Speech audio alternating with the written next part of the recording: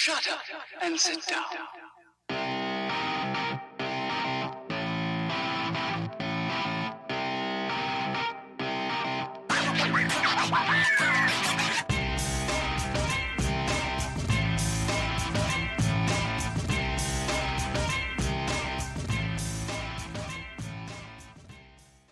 If you're ready to go, I'm ready to go. Let's do it.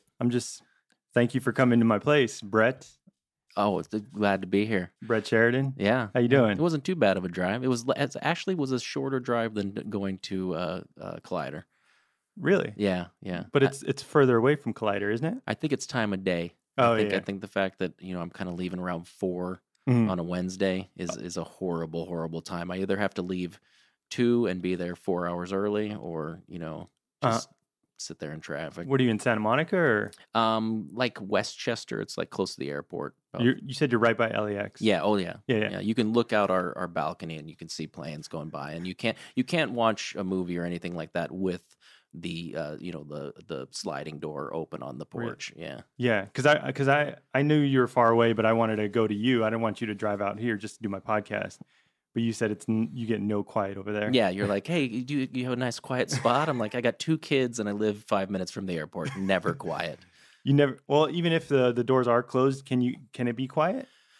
It's quiet. I don't know. I think I've gotten used to it. I feel like when we looked at the place before we moved in, I feel like somebody radioed Tower and said shut them down for 20 minutes because it was like, oh, this is, I don't know why, this is great. It's close, but I mean, it's not noisy at all. And then we move and it's just, oh,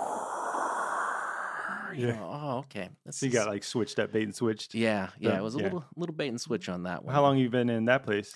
I think about 8 years now. Oh shit. Yeah. Oh, you're the guy that I was talking to you about at Barney's Beaneries, that you're kind of like lost in time, where I asked you something that was like 10 years ago and you're like, oh, that was like the other day. Oh, I know. I noticed I was listening to a couple of your podcasts, and you'll say like, well, how old were you in that year? And they're like, oh God, I'm going to have to do math on this thing. I don't remember.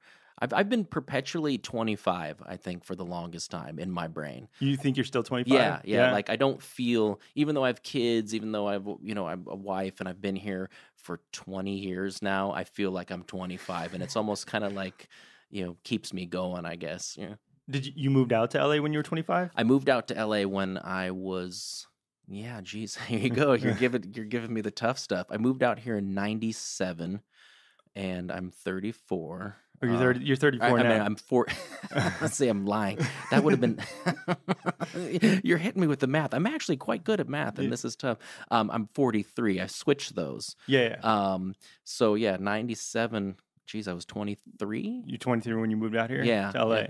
Yeah. It was right post college. Right after college, I did roofing. Or roofing. I can't remember which one we called it in Nebraska, but if you have a little asterisk or the apostrophe. Yeah, roofing. I think I was a roofer. And this was just right out of college. I needed to have a job. I immediately want to drive out here. Like I had done my college time, which was for my mom as a backup plan. Yeah. To because I couldn't just move out here when I was 18, which is what I really wanted to do, which probably would have been horrible. But I got a job right out of college. And it wasn't even the fun part of roofing. It was the tearing off of the roofs. So it was just baking in the sun, just tearing off shingles and then all that heat coming up from the attic. And it was, I mean, it was well worth the $7 an hour. I think I got $7. Yeah. Well, in Nebraska, is that like $20 an hour? I think, at the time too. And I mean, again, this was, over 20 years ago. Yeah. So, I mean, it was a decent wage at the time. And but it was brutal. But what did you go to college for? Communications, the all-encompassing, like the general, vague, but you can branch off to this and that, and I did some video production. I did, of course, I was a minor in theater because that theater degree always gets you right in the door when it comes to movies. And, But they go for the major theaters, guys. They don't want the minor theater guys. No. They do. A major in theater is a guaranteed waiting job, I think. The minor, you got to go through some hoops before you can wait tables. But So you stuck in Nebraska the whole time? You born and raised in Nebraska? Born and raised in Nebraska. Yeah. Well, I mean, when my mom and dad were together, my dad was in the military, so I did move around a little bit. North Carolina, Texas, Oh wow. Florida. I believe I might be making that one up. What? How old were you guys? How old were you when you guys were moving around? This was my parents got divorced when I was about 4 Uh-huh. or 5, so I think that this was early on, so I don't Oh, remember okay, much yeah. of it, but Mhm. I do remember a little bit of like North Carolina. I really like North Carolina. I wonder, As a 3-year-old, you're like, this is the Yeah. place to be. Yeah, I just Yeah. remember these times sitting on the beach with my mom all day, and just like Ah. those are some of those like memories that I really enjoy and go back to when I'm thinking, of meditating and trying to wash out the You're LA trying life. to relive those memories. So you stopped moving around when you were 4 years old, I think so. Yeah, I think it was like 4 or 5. and then that's when you stuck ground in Nebraska. We went to Nebraska. My mom's mom was had cancer, so we Oh. went. She went back there to take care of her, and Mhm.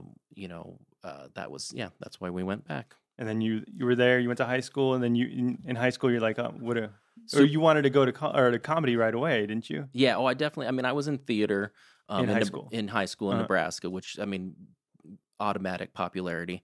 It was a huge support with the theater in Nebraska. I tell you what, no. No. Are you being? I Oh, can't. Because completely. I know nothing of Nebraska. So Nebraska is, or what? The only thing we hang our hat on, I guess, in Nebraska is the sports team, the Nebraska Cornhuskers, Oh yeah. and I'm not a sports guy, so that again also popularity through the roof. So that was the main thing, the sports in Nebraska. Yeah. 'Cause Oh yeah. in theater, like, what is there like a big theater community or? No. You would do okay. So you would rehearse a play for months and months and months, and you would perform it in front of 10 to 15 of your family members, for 3 nights, and then it would just be totally heartbreaking.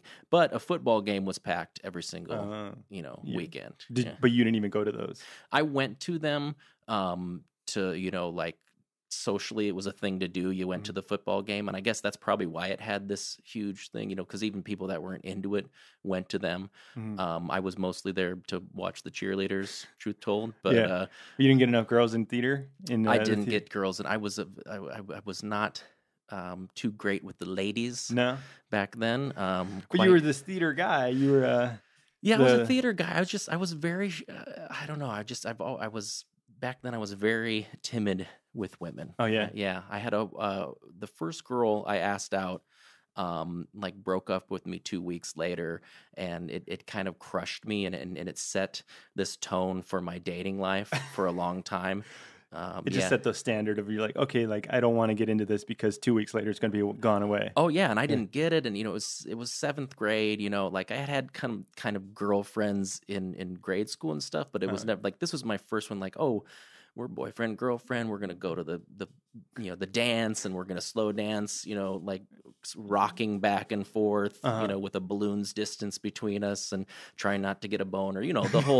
The whole junior high dance thing. Oh, so that was in junior high, or was that in high school? How old Junior high, 7th grade. How old was I? Here you go again. Was it 7th grade, 13, 14 years old? Yeah. And that was why did you decide to ask her to be your girlfriend? I just thought she was cute, and I think, and it was bold because she was a very attractive and kind of popular girl, and I felt like there was this kind of status thing when I asked her out, and I kind of felt like, oh, this is cool, and like it's like I felt cool. I'm like, oh, here it is. I'm gonna be like a cool, junior high kid, and then she broke up with me, and it just destroyed me. And I think from then on I was very, there's these little things like I think when I talked about in my rant when I read in that class. Yeah. And I said a word wrong, and people laughed at me. You hold on to these things, and that was a real story. That was a totally real 5th grade.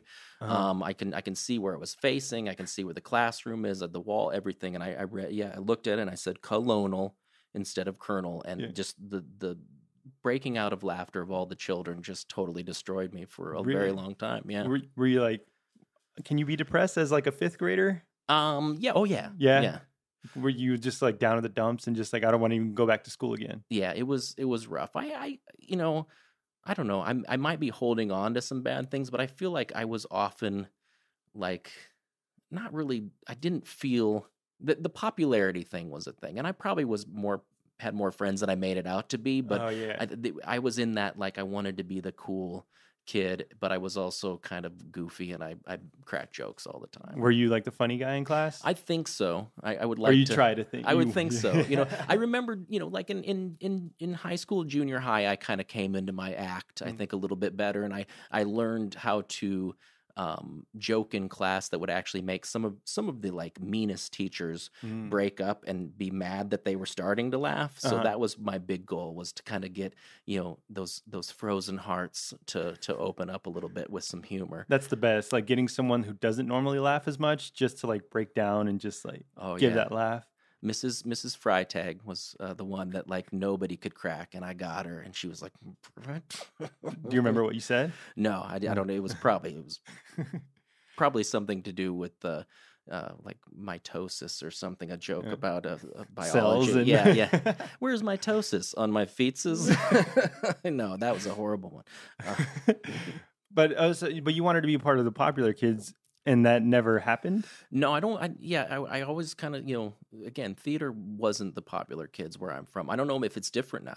I feel like the world has changed, and maybe that's the cool place to be. And like and being culture, and geek and nerd and all that. I wish that was a thing. And I'd like to say that I was a geek or a nerd, but I wasn't fanatic about any of these things either. I didn't fall into any sort. I didn't like sports. I absolutely hate watching sports. I like to play them, but I wasn't good at any of them. You can't even watch like a football game on TV. And no, that's total sleep city for me. Me too. Yeah, I like to set it on in the background, and then that will put me to sleep on like a Sunday afternoon if I'm allowed that time to sleep. I tried getting like the Red Zone channel just to like have all these games at my disposal and try and like getting into leagues and like fantasy football and doing all that. But I'm just like, I cannot care less about what's going on.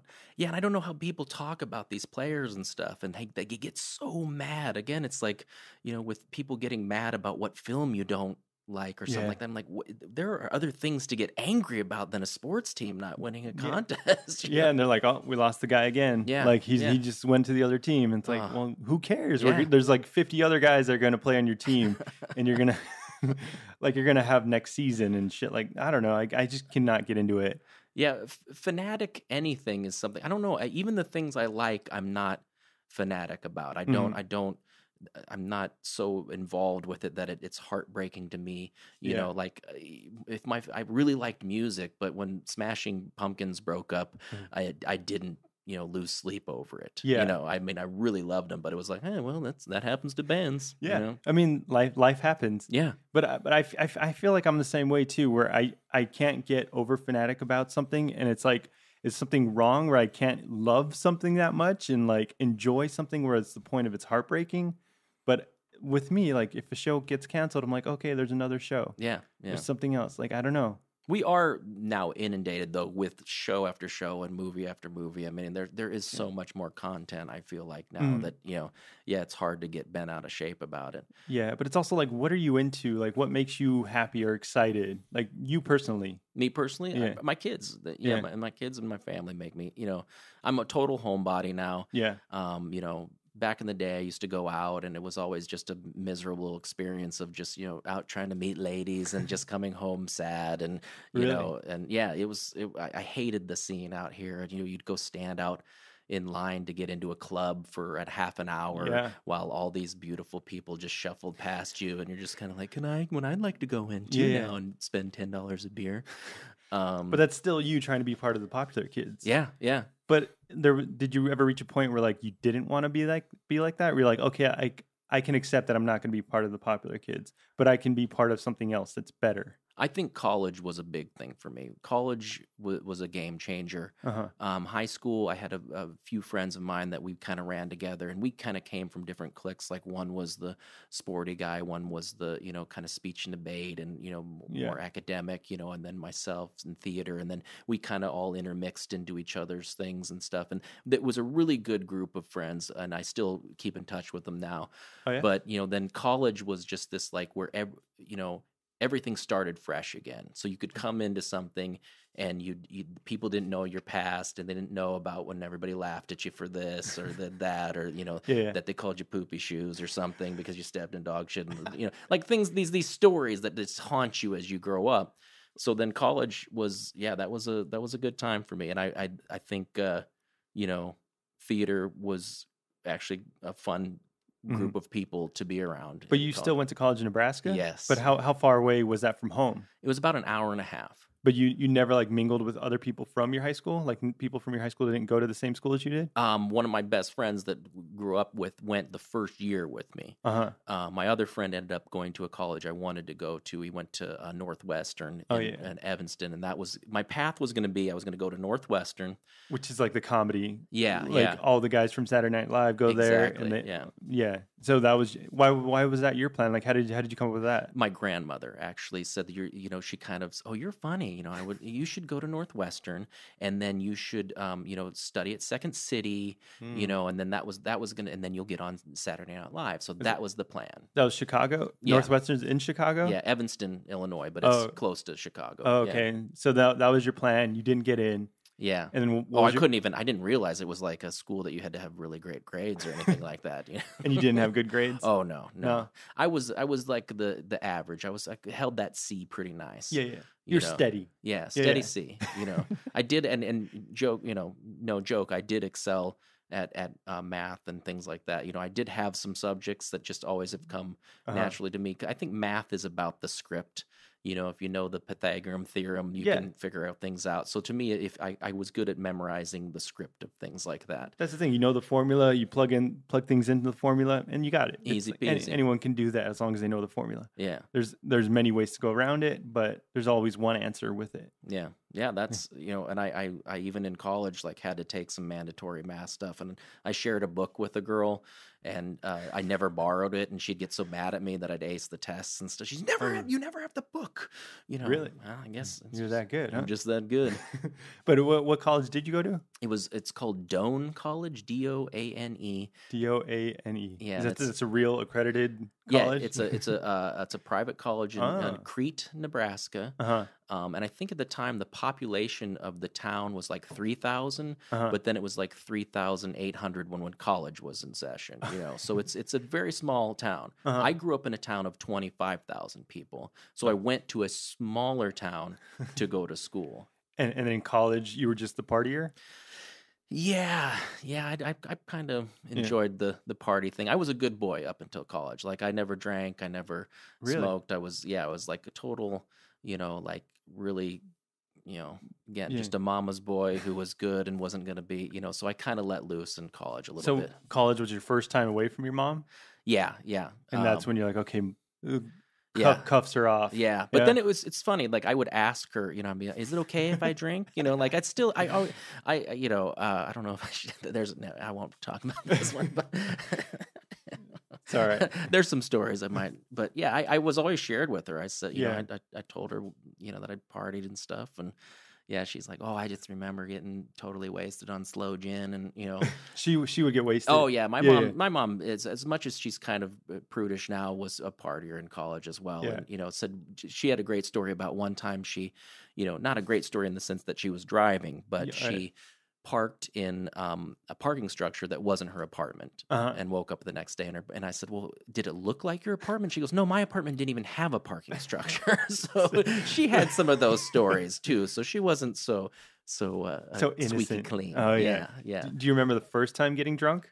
Yeah, not I think there's been a few since then. They've been pushed to the side, but the college I went to was a wet campus too, so you if you were 21, you could have alcohol, which just basically meant everybody could drink if you found a guy that could buy you Boone's Farm. Yeah.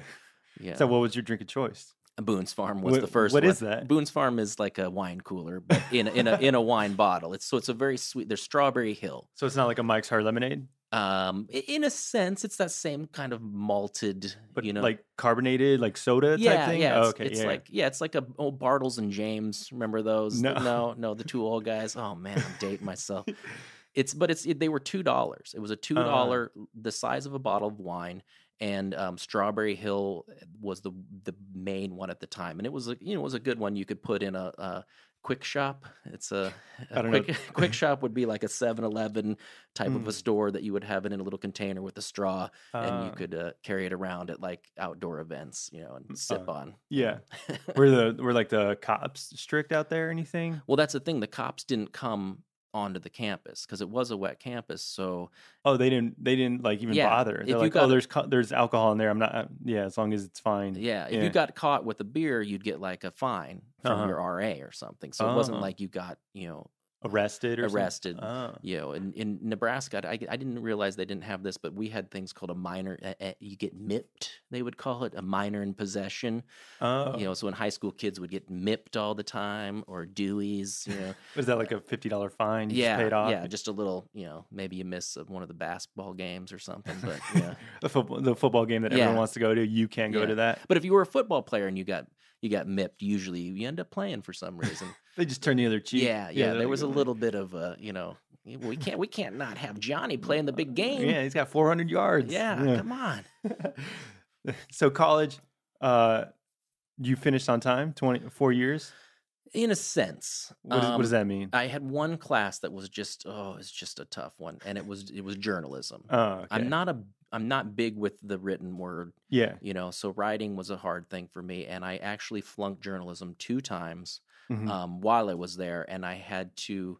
So when I graduated, I had my the little leather bound thing, but when you opened it up, it said, when you finish this course, you'll get your diploma, which was a proud moment for my mother. It literally said that, like on the paper, it says, when you finish this, you get 3 credits, and then I can give you the diploma. Yeah. So I walked, as they said, and I didn't have my actual diploma, which, the whole family's out for this one. It was tough. It was a little tough, but I ended up then, as a bigger punishment, I had to that summer drive.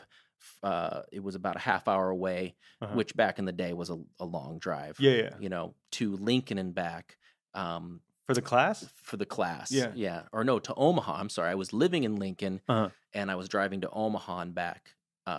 Was that a half hour or an hour? I don't know. Wow. Somebody look it up. Google it.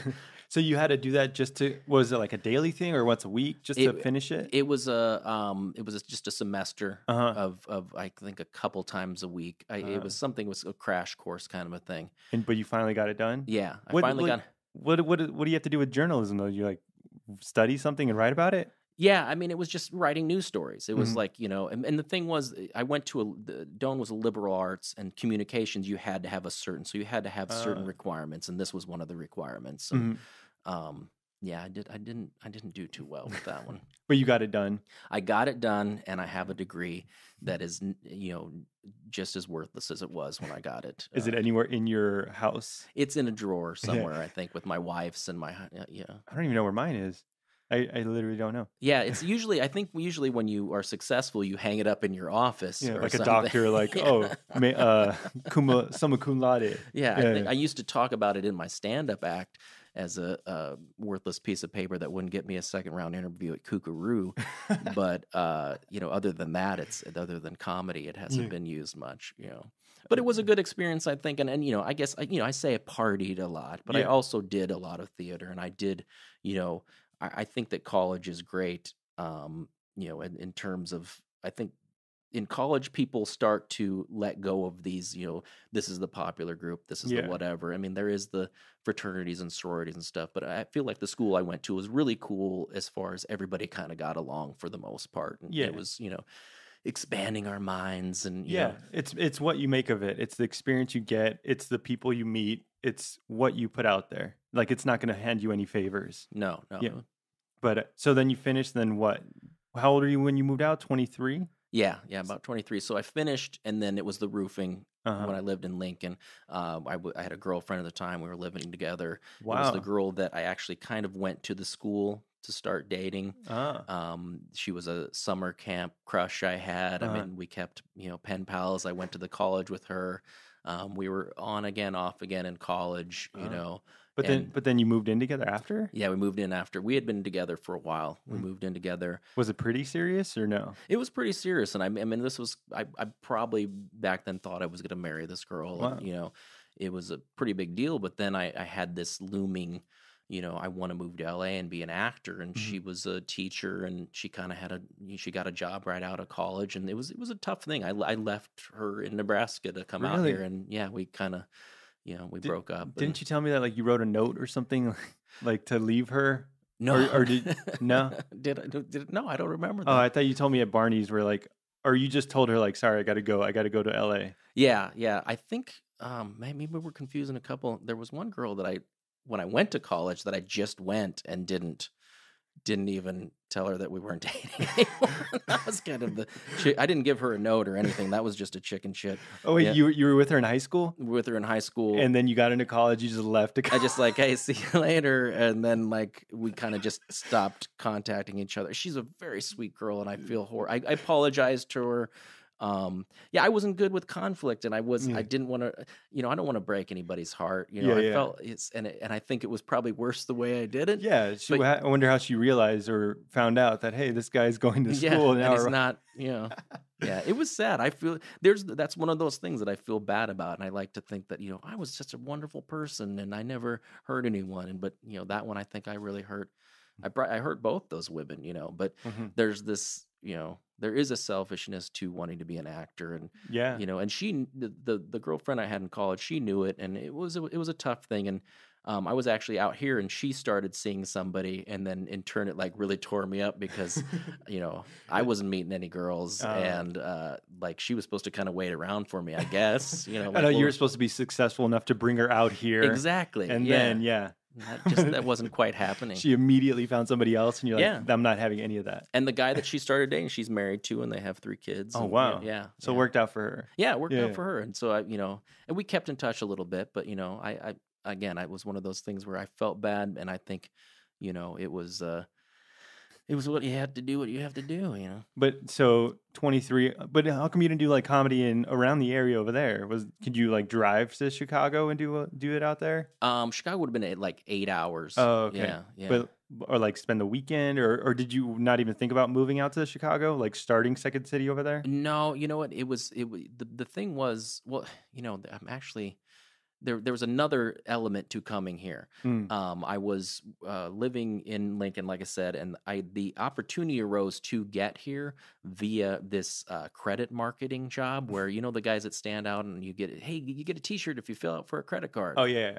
I did that, which is weird because I went East Coast first, but they're like, oh, we're going to start something in L.A. So it was about a year of going a lot of Virginia, Florida, East Coast kind of stuff, going to JCPenney openings and going to like tennis matches and things like that for Discover Card. And like I was, You were that guy that's like, hey, sign up with a credit card. Yeah, and you got like a buck application, and you're like helping people fill it out, and you got to make sure you don't get your buck if they don't fill out all the information. Wow. It made me feel really gross too, because I knew I was kind of killing people's credit sometimes because they just so they could get a teddy bear or a really shitty day planner. And it's like no interest for three years. Oh yeah. And then they'll buy whatever they want, and then like it just ruins their credit. Exactly. Yeah. I was doing that, and eventually it kind of I was like, this is icky, and it wasn't getting me any closer to LA. But for a year you did that? Yeah, I think it was about a year. Yeah. But I thought you were roofing at that time. No, it was the roofing first. The roofing was a couple months. Oh man, I couldn't handle that. That was like 3-4 months. And I had heard about this other job. I'm like, okay, I love you. I hate this what I'm doing, and I want to go do this so it can get me to LA. So you did the credit thing for a year, saved up? Not really. You didn't even save up to come out here? No. The thing was, it was a lot of staying in hotels and eating out, and I wasn't good with my money management.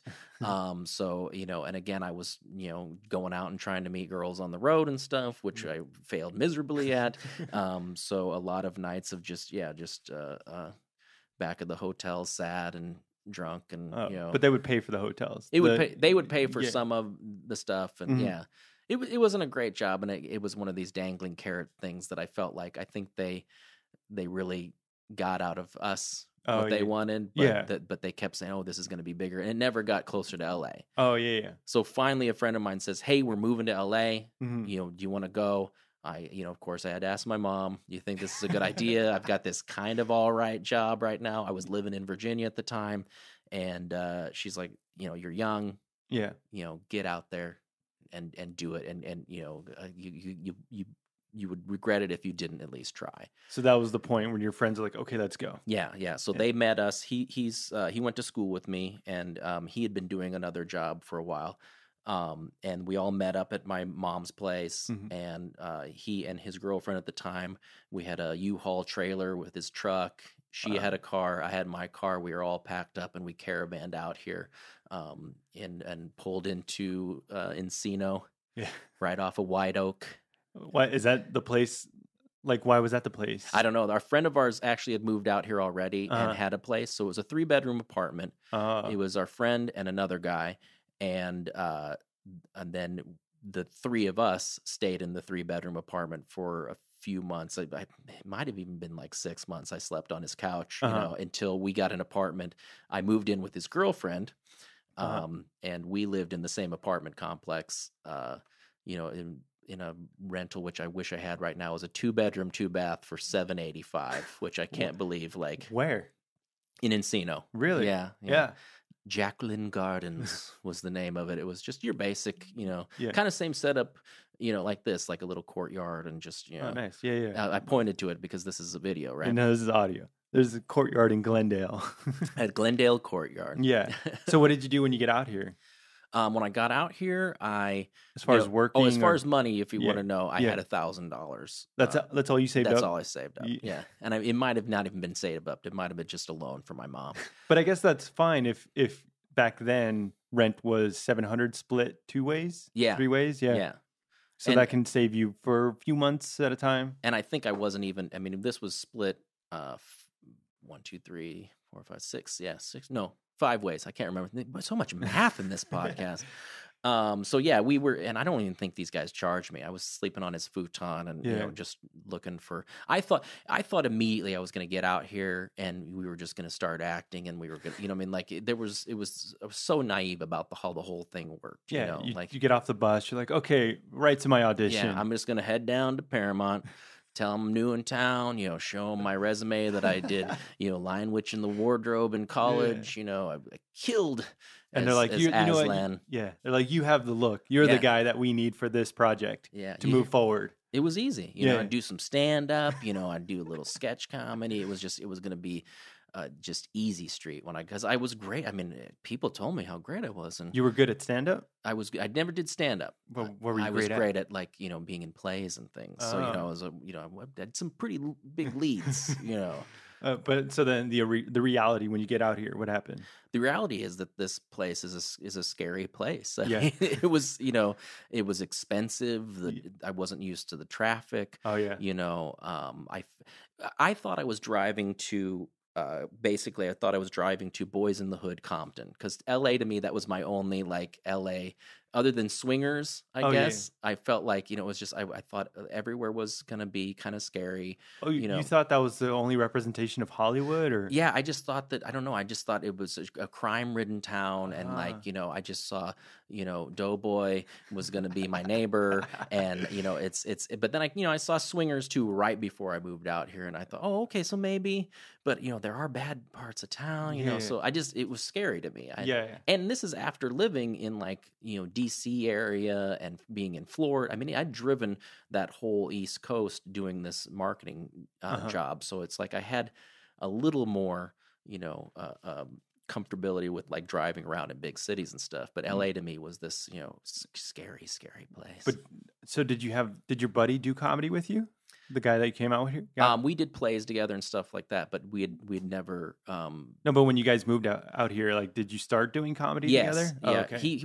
I don't know how soon he did it, but he started up like a little sketch group that we'd perform at Bucky's Barbecue. Where's it? Silver Lake? Oh, and everything's in Encino still? Everything's in Encino. You're still in the valley at this point. Yeah, and I didn't realize when I got here that Encino wasn't even close to anything that I wanted to be. It's like a half hour away from the heart of Hollywood. Yeah. So like if we'd go out, we'd have to drive a half an hour, and always have to pick a designated driver. It was like, this is horrible. And again, I was $5 for a beer. Are you kidding me?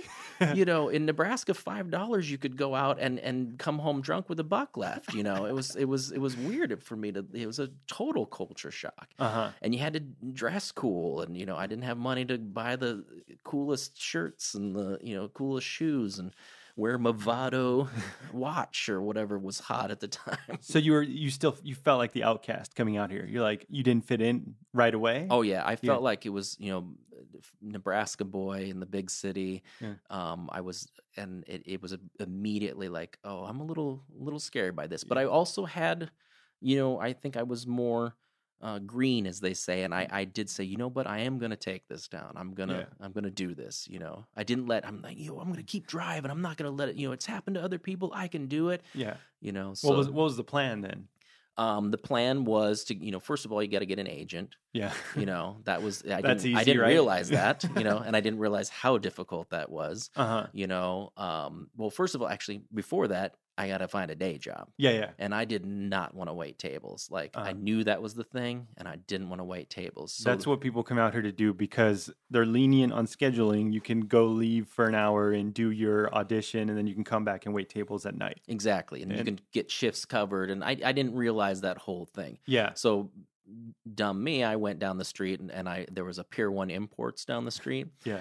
And I filled out this, this resume, and I put on a suit for my interview, and I got like an assistant manager job right off the bat at this place, and which was like, instead of $6 an hour, it was $6.50 or something, which was even lower than I was making roofing in Nebraska. Yeah. And I hated it. It was just so boring. It was an office job. Yeah. Well, no, it was just like, walking around while people are shopping and can I help you? And then restocking things. And yeah, it was so mundane and so, and I couldn't afford to buy any of the stuff there. Like Pier 1 is so expensive. I was like, I couldn't buy. I had a couch, from a thrift store, and I'm at Pier 1 all day long. I'm like, maybe I could take some of these pillows home.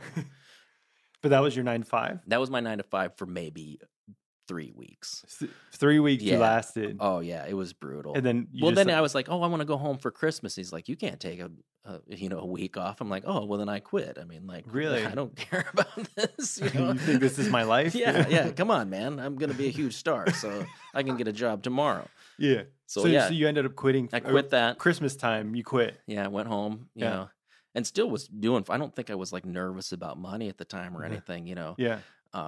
Went home for Christmas, came back, and this is where it gets cloudy. I don't know if I think I started waiting tables around then. You gave in. You're like, okay, I have to settle down and wait tables. Because my friend's girlfriend, now wife, was working at California Pizza Kitchen. So she got us an interview, and he totally went, no, screw this, I can't do this. And he ended up working at a theater and doing set construction at a college, and I ended up working at California Pizza Kitchen and waiting tables, and I was in it. But were you doing stand up at night, or were you taking classes or anything? Stand up for me, I can't remember the exact time frame, but stand up for me started with, I think after I'd started waiting tables, I'm like, hey, I want to try this out. And I think Mark talked about the Judy Carter class. Yeah. Well, I wasn't going to pay money to take a class. So I bought the book. I have the book. It's back there on the shelf of the Comedy Bible. Yeah. And I read some of the book. I'm not a reader, so I kind of skimmed it. And I would actually, I used it in my act as like, hey, I've got this book over here as a backup in case I, run into trouble. And then the whole bit was I would sit there and I'd just kind of stare at people and I go, well, let's dive into the book. And I'd open something up and read something, one of the, laws of comedy or something. Yeah. I go, this is dumb. And then I'd go into my act. Oh, okay. My first one was at Smokin' Johnny's Barbecue. And that was in, not Reseda. That was like, Cahuenga. It was off of Cahuenga in like Lancashire. You're still out in Studio City, the Valley area? Yeah, it's Valley area. And Smokin' Johnny's, it was a total open mic, but I had like 25 friends that came to this open mic. Oh wow! And it went really well. You had 25 LA friends at that time. Yeah. Wow, that's a big feat. You've got it is a big feat. FEAT. Well, waiting tables, and I'd already had several friends out here, and they had some friends, and I actually met other Nebraska people that had moved out here. We had a pretty good group of friends. Okay. So they came out there, and so then a guy approaches me afterwards, and he's like, "Hey, man, I really want you to headline my club." And oh, this is great. I'm going to headline a show. Little did I know it's you have 25 friends. you're golden when it comes to what they call a bringer show. Yeah. The goal is to bring 25 friends to each show you have. Exactly, Yeah. exactly. And they get their 2-drink minimum. And, so I didn't know that. I thought, oh, it's just because I was so great. So then I end up headlining the LA Cabaret, which was right down the street from me in Encino there. And yeah, You headlined at the time? Yeah, I headlined. Was that like a half hour? Oh God, 15 minutes maybe. I Okay. couldn't do a half an hour. Yeah. Yeah, it was a bringer show. Yeah. Headline just meant you went last so your friends would stick around. Oh. Yeah, it wasn't like, that's the lingo or yeah. I mean, this guy was a total. He would he'd go to these open mics and this guy's good enough, and he's got a tons of friends. He had a system worked out. It was a racket, and that was the thing. If you had at least 10 friends, you could do a show, or you were doing the open mic circuit. So how long were you doing open mics? That was my only open mic I ever did, and then I did LA Cabaret regularly, and then and you're getting paid to do that? No, none of these were paid. Oh, okay. Yeah, it was still like bringer shows, or would you just get time? Yeah, it was bringer shows, hoping to be seen. Not knowing that you're not going to get seen at in the middle of it, Encino. Yeah, Encino. Like the talent scout isn't over there on a Tuesday night. Yeah, that they're not sitting in the. Well, this kid's got potential. Yeah. So I and somehow, I mean, again, these time frames are all over the place. But after that, I did what's called Luna Park, and I actually kind of worked out a deal with that where like a friend of mine at the time, we were shooting some videos and stuff, and he had a digital high 8 camera that I would bring to these shows, and I would film the comedians, and then I would sell them VHS copies of their stuff. So I was kind of getting a little side job there. So I was getting money, and I got to go up first every night without having to bring any friends because I would give the guys running the show a free VHS copy. Wow. So that was when I really started to get into stand-up, and that's actually where I met Christian, was at Luna Park. Oh, really? Around like 25 years old? Yeah, I think so. I mean, the time frame was off. Yeah. When I was talking, I was actually at his roast. I was talking to this guy, and I was like, "Oh yeah, I met your brother in like '97." He goes, "No, you didn't. He was still in college." I'm like, "Oh," he goes, "Yeah, I'm his brother." I'm like, "Oh, I'm sorry, I'm so dumb." But it was probably '99. Okay, is when I met Christian. So then, what happened? Did anything change when you met Christian, or were you guys still just doing open mic stuff? I think we totally hit it off. Friend wise, and hung out all the time, and I saw him regularly at that club. He actually was working there, not at the time. I think eventually he got a job there, but I saw him all the time, and we hung out. But I mean, these time frames are way off, man. Is it all a blur to you? It's not a blur. It's like it's all these things I want to go back. Like anything in life, I want to go back and do them again with a different light. And one thing I'll say about Christian is that I live with a self-doubt that everything I try, I'm like, this isn't going to be. Every week after doing Schmoes, I feel good, but I also go like, oh man, I should be doing more. I should be like, look at you. You started a podcast immediately after doing that. I've been on for a year or so, and I haven't done anything else, because I have this fear. And he's like, you should start this and start this. Yeah.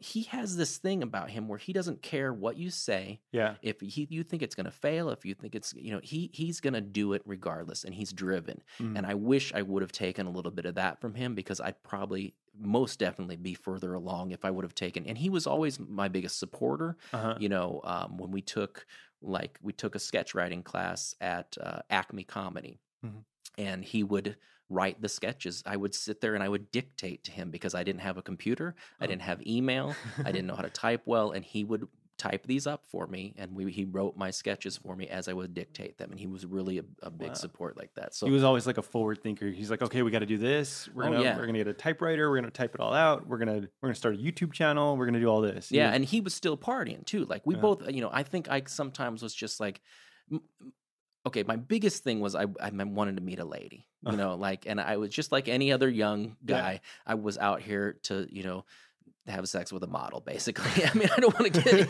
but like, I was going to go to that party that, hey, there's a party in the hills. Some models throwing it.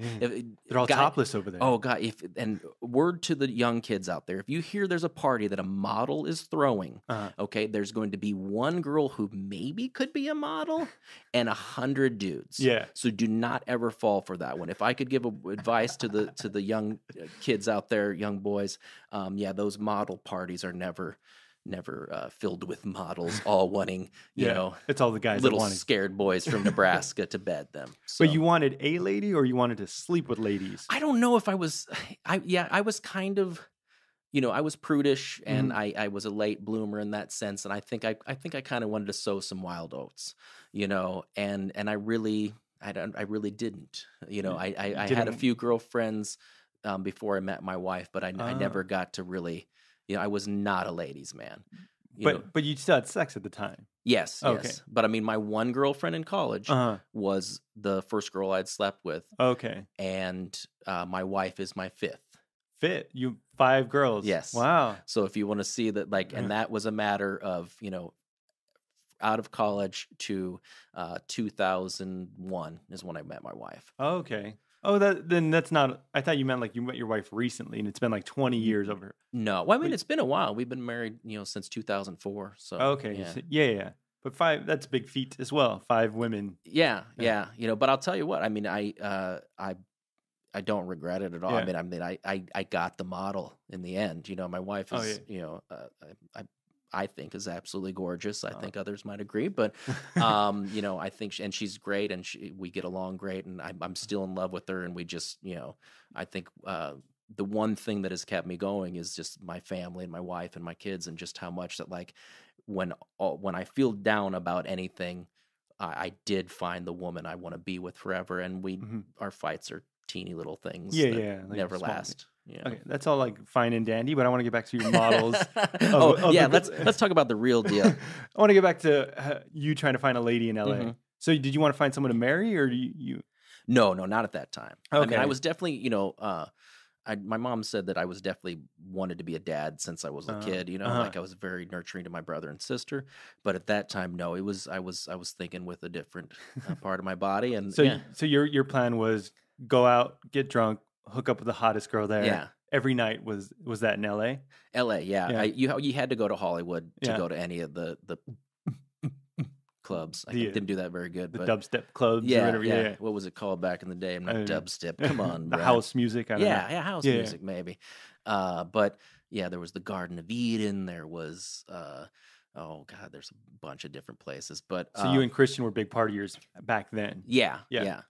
And, again, I wasn't solely with Christian, and I might be melding a couple things because I had my other friends with the that I moved out here with and stuff like that. So, I constantly had people to hang out with. And I think that was the other thing was like, I really enjoyed going out, and I probably, if I would have put more time into the chasing the dream part and not the going out and trying to meet ladies and be a Hollywood bigwig before I was a bigwig, or a socialite. Yeah. But that was the thing. I mean, that was what you did. You went to the clubs, and I think I didn't plan on going out and getting loaded. I just got like nervous to talk to women, and that was that thing that maybe kind of I felt like I loosened up, and I think a lot of the times I loosened up a little too much, and I think there was a lot of deals that weren't sealed because of me getting a little too tipsy and getting a little too slurry. And would you like pass out in front of the girl? I wasn't never a big pass outer, but I get a little slurry. Yeah. Did you throw up at all? Yeah, we threw up back then. But, not as much back then. The throwing up comes when you're about 30, 35 or so. When your body's like, okay, I can't handle it anymore. Yeah. It used to be like, oh, my head hurts a little bit, and now it's like, oh, I had a hangover for 3 days. Yeah, I'm dying inside. Yeah. Like I don't want to ever drink again. I just don't even want to go outside ever again. That's the feeling at this point. So, but you were partying, but were you still like going to shows or doing stand up, or were you like progressing at all? I was progressing. Yeah. I mean, I did the stand up thing. I felt like was getting somewhere. I probably, but again, I didn't drive and get these other rooms. I think I was Oh. kind of comfortable in this Luna Park thing. Oh, you were still there. Yeah, the Okay. sketch group thing was going. We had a side sketch group. Yeah, the time frames on these, Brian, forgive me, but they're all Yeah. over the place. Yeah, But yeah. each thing, like I kind of had, I was like, this could go somewhere, and then it would fall through, and then I'd go, this. I did Acme forever. Mm. I did Acme comedy from when Christian got me in the class, and he even left and did something else. He started Schmoes, and like I was there up until a few years ago. Doing these shows all the time, and I thought this was going to be the thing. There was Groundlings, Mm. and we were trying to get to that Groundlings point of crowds, and we never did. So I was always like at the second, Uh-huh. not even they weren't even the second. There was also like The third tier. yeah, Yeah, yeah. yeah. So we were the ones that like we're gonna be like UCB and things like that, and so that was a big. I put a lot of my time into this group that never took me anywhere. But did you ever try to be a part of UCB or Groundlings or Second City out here in LA? The Groundlings thing was like I thought, I should have done that years ago, but then I felt too old. By the time okay. I just felt like I was so, and I also was working at Acme. I did okay. tech Uh-huh. for the shows. But weren't you a big SNL fan like growing up? Oh yeah, So, and that's why you wanted to go to Northwestern to go to the Second City out there, but you didn't think of to do it out here. And Groundlings, it did. Well, that's what Acme was. It was sketch comedy. But it's not Second City though. No. Was Second City out there here was in a LA? Second City, I think, but it wasn't. I think there is, but it came later. Oh, I think. okay. And it wasn't the same as there. I mean, because they're established for years and years and years. Yeah, yeah.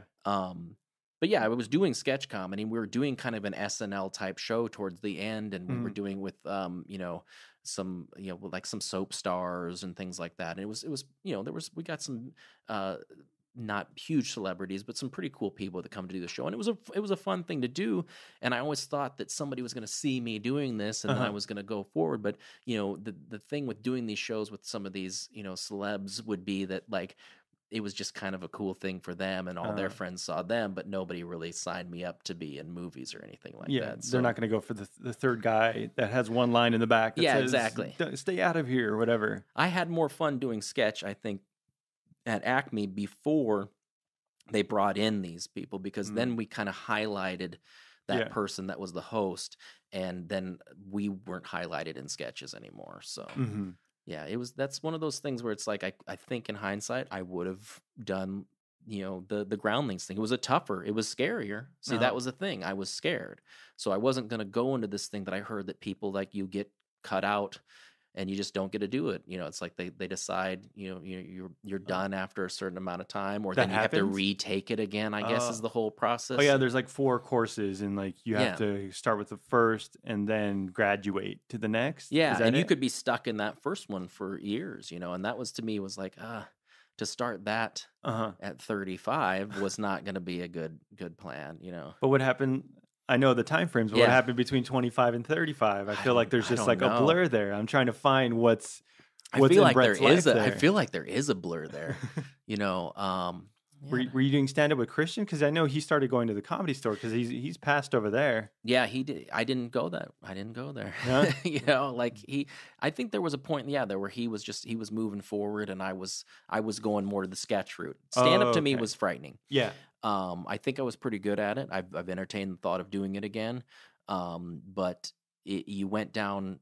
With sketch, you can go down with a group of people, and you're all like, "Oh man, we all did horrible, didn't we?" But with stand up, it's so personalized, and I'm kind of a sensitive cat. So you would get like heartbroken if like a set didn't go well. It would just ruin your night. I have journals of post stand up shows of like, I can't do this anymore. Really? And just like it's so. It's brutal, because you could one night just absolutely slay people, and then the next night people just stare at you. Crickets. Yeah. And you're just like, what did I do differently? Yeah. You're like, this worked you last night. You bring back that crowd. It was them. It wasn't me. It was them. And that's what I think, and that fear and that, not being able to let go of that is what kept me from going forward, because I'm sure Mark has had horrible nights, but he keeps driven and he keeps doing it. But that wasn't what you wanted to do. Yeah, I liked sketch because it Mhm. was the SNL thing, and I liked, not necessarily playing characters, but I just liked it was more the theater, Oh yeah. setting that I was used to in memorizing scripts and playing off of each other, and it felt more of a comfortable setting to me. Yeah. You know, Where it's like you're playing a character, so it's not really you. Like if people don't laugh, they're not laughing at you; they're laughing at the character. yeah, Or yeah, yeah, So it's not, because a lot of stand up is your personal, yeah. Mhm. your sadness that you're bringing up. You're like, oh, my parents are divorced. Yeah. Let's talk about that. Yeah. Yeah. And it's a scene. It's totally a scene, and it's a tough scene, and you can be stuck in an open mic kind of a setting for a long time. Mm-hmm. I think again though, I look back and I said if I would have maybe held on to this and I made it gone the more positive route as Christian, like banging it out, Mhm. I think I could have been somewhere with it or not, I did stand up with Zach Galifianakis. I did stand up with, I knew Chelsea Handler, Mhm. I mean, these people did go somewhere and they were doing the same Luna Park room with me. Oh, they were in that place with you? Yeah. Wow. Yeah. I did a lot of people did Luna Park. It was kind of I guess workout room for them, but at the time Chelsea was at the kind of the same level. She, wasn't big at the time or Yeah. anything, and She was just starting out. yeah. Zach was with like Brillstein Gray, so he was. Oh, he was already repped. Yeah. Wow. He was repped and but he bought tapes from me. Wow. Like he still wanted some copies of his set, and Chelsea wanted some, and I'm trying to think. One night Bob Saget dropped in, so I said, "Oh, I opened for Bob Saget." No, he was just happened to show up and do something. But did you see something in them where you're like, okay, these people are going to be big. Zach's going to be big. Because... Zach definitely. Chelsea, there was some girls just as good as her, or if not better. I think she was driven though. I mean, she really, she went for it, and I think she was kind of in this when I was making tapes. I was kind of taping her around town and stuff like that. She was doing shows, for something that was like a development deal or something. I can't remember if it was that girls behaving badly or something like that. But yeah, she was cool. She was, she was just as crass in person. And did you say you were kind of close to her? I was trying to sleep with her, definitely. Yeah. Didn't work out either. No. Yeah, she said to me one time, she says, "Yeah, I know you want to fuck me, Brett, but I sleep with everybody. I won't do that to you." She'll deny it, but but then you think about like why not me? Like you can go out with any other guy, but here I am. Yeah, why just throw me a bone here? Yeah, I don't know. It was I was working it. Yeah, but nothing. None of those. There was several comedian girls that I really had a thing for, but I don't think they wanted to date comedians either. Yeah, that's another thing. You can't date someone that's just like you. Yeah. It's, and that I found that with actresses. I dated some actresses, and there's always, I feel like there's this, competition thing. It's like you get an audition, and then the other person goes, "Oh, I haven't had one in a while." And, they're two people, they're very needy. I don't think work well, and that's why I don't understand why so many stars end up together, because I think they would, for the most part, want to veer away from that. Because I knew well-known actors. Actors?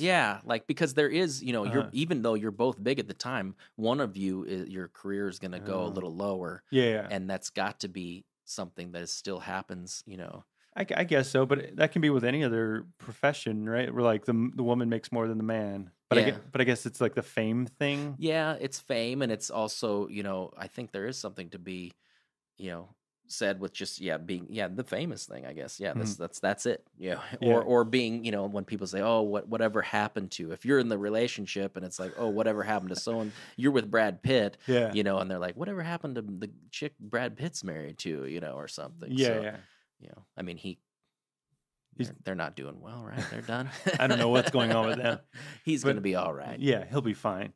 But didn't you have a story with Christian where you guys went up to San Francisco for America's Got Talent or some Last Comic Standing? Oh, Last Comic Standing. And I can't remember if this is the first year or the second. It was an early. It was early on in the show. One of the earlier seasons. Yeah. So we it was at the Improv in LA. We stood in line and we're like, nobody's gonna get there at 5 in the morning or anything. So we showed up, I think, at 7, and there was already a line around the block. What time did they open at, like 10 or something? No, Something like that, yeah. And you're like, let me go a couple hours earlier. Yeah, we'll go a couple hours earlier. No, there was somebody there the night before. I guarantee you, the guy that stayed the night there, worst comedian ever. Probably, yeah. No way that guy, no comedian is that driven that they'll stay the night outside of something like that. Well, he probably had nowhere else to go. Yeah, maybe he was just a homeless guy. So yeah, we stood in line, and I think it was 14 hours. Wow, we were there. You were in line for 14 hours just on the street. Yeah. And then we got like maybe a half a block away, and they said, "Sorry guys, we're all done for the day." And I'm just like, what? Are you kidding me? You know, we stood around, and it was kind of fun. We were goofed around all day, and Christian said, "Well, you know what? I think, I know the guy that produces this or whatever. I can't remember his name, and I'll hit him up. Maybe we can go to Sam." I'm like, I'm sorry, what? You could have maybe called this favor in 14 hours ago. Yeah. He's like, yeah. So he calls him. He's like, yeah, he's gonna get us in if we go up to San Francisco. I'm like, okay, we'll drive up to San Francisco, I guess, So he says, okay, I have to do a set at the Comedy Store, and I'm going up after Joe Rogan, and then we'll head up to San Francisco. So I think Joe Rogan went up at like 8 o'clock or something, did like a 15-hour set or something. Like, no, I mean, it was brutal. Like we didn't get out of there until like 11 o'clock at night to drive to San Francisco. The audition's the next morning. Yeah. So we drive all night long. We got a hotel room that he got to hook up with or whatever. So we didn't have to pay for this hotel room that we slept in for an hour, I think. Yeah. Kind of just, all right, here we go. We're back in. We go to, the line. We get pulled out of the line. We get brought up to the front. I'm like, this would have been great down in LA. Yeah. You could have saved a whole trip. Christian goes in first. It's only like a minute and a half or something like that. They don't give you hardly any time at all. He comes out. I go, how'd it go? And he goes, So that puts me right immediately in a freaked out mode. Like he didn't feel good about this. I go in. I feel like I did all right. You're performing it was the two guys that booked the Tonight Show at the time. Oh, okay, yeah. And like a couple of people just meandering in the background, not paying attention to you at all. And I thought that it went pretty well. And the one guy said, I really liked you, but he's not feeling you. Keep your phone on. We may call you later. I'm like, well, we're going to go back. I got to shift it. Work I got to get to. So we drive back, never got the call. Really? Yeah, neither one of us. And that was the end of that? That was like a pretty disheartening experience, but also like, F this show. Yeah. What do they know? Yeah, this is dumb. Yeah, who won the first season? Bunch of sheep. I'll do it a different way. I'm not going to do your dance for you. Yeah. So was that like you said, I think that was the last time you did stand-up, or one of the last times?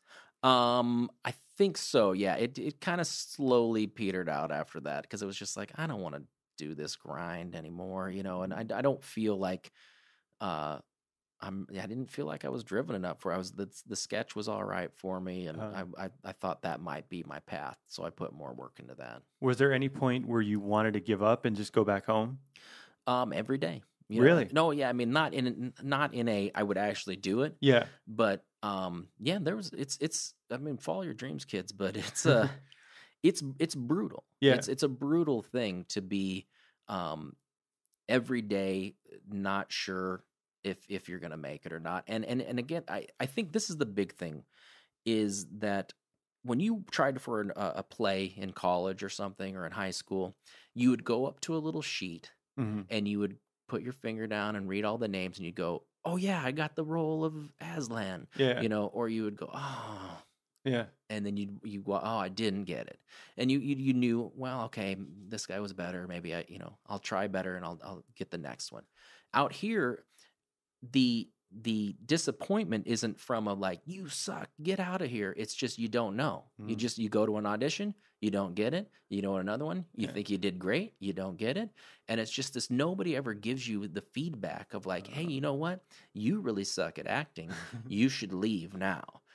So then you're constantly inundated with all these other people that are trying for the same thing, that half of them probably shouldn't be here. Yeah. I've never once had anybody tell me you're a horrible actor. You should get out of LA. I've been told I'm really funny, and then oh man, I can't believe you're not. Yeah. Working regularly. That's the one that really feels great when you're like, yeah, I can't either. Yeah. Oh. Because it's so easy. Yeah, it's so great.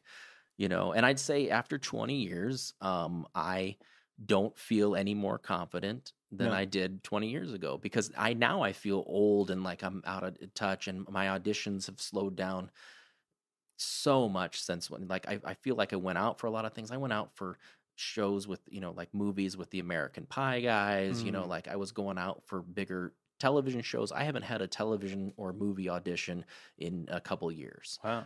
And I just mostly go out for commercials, which have been cut down, more than half of what I used to go out for.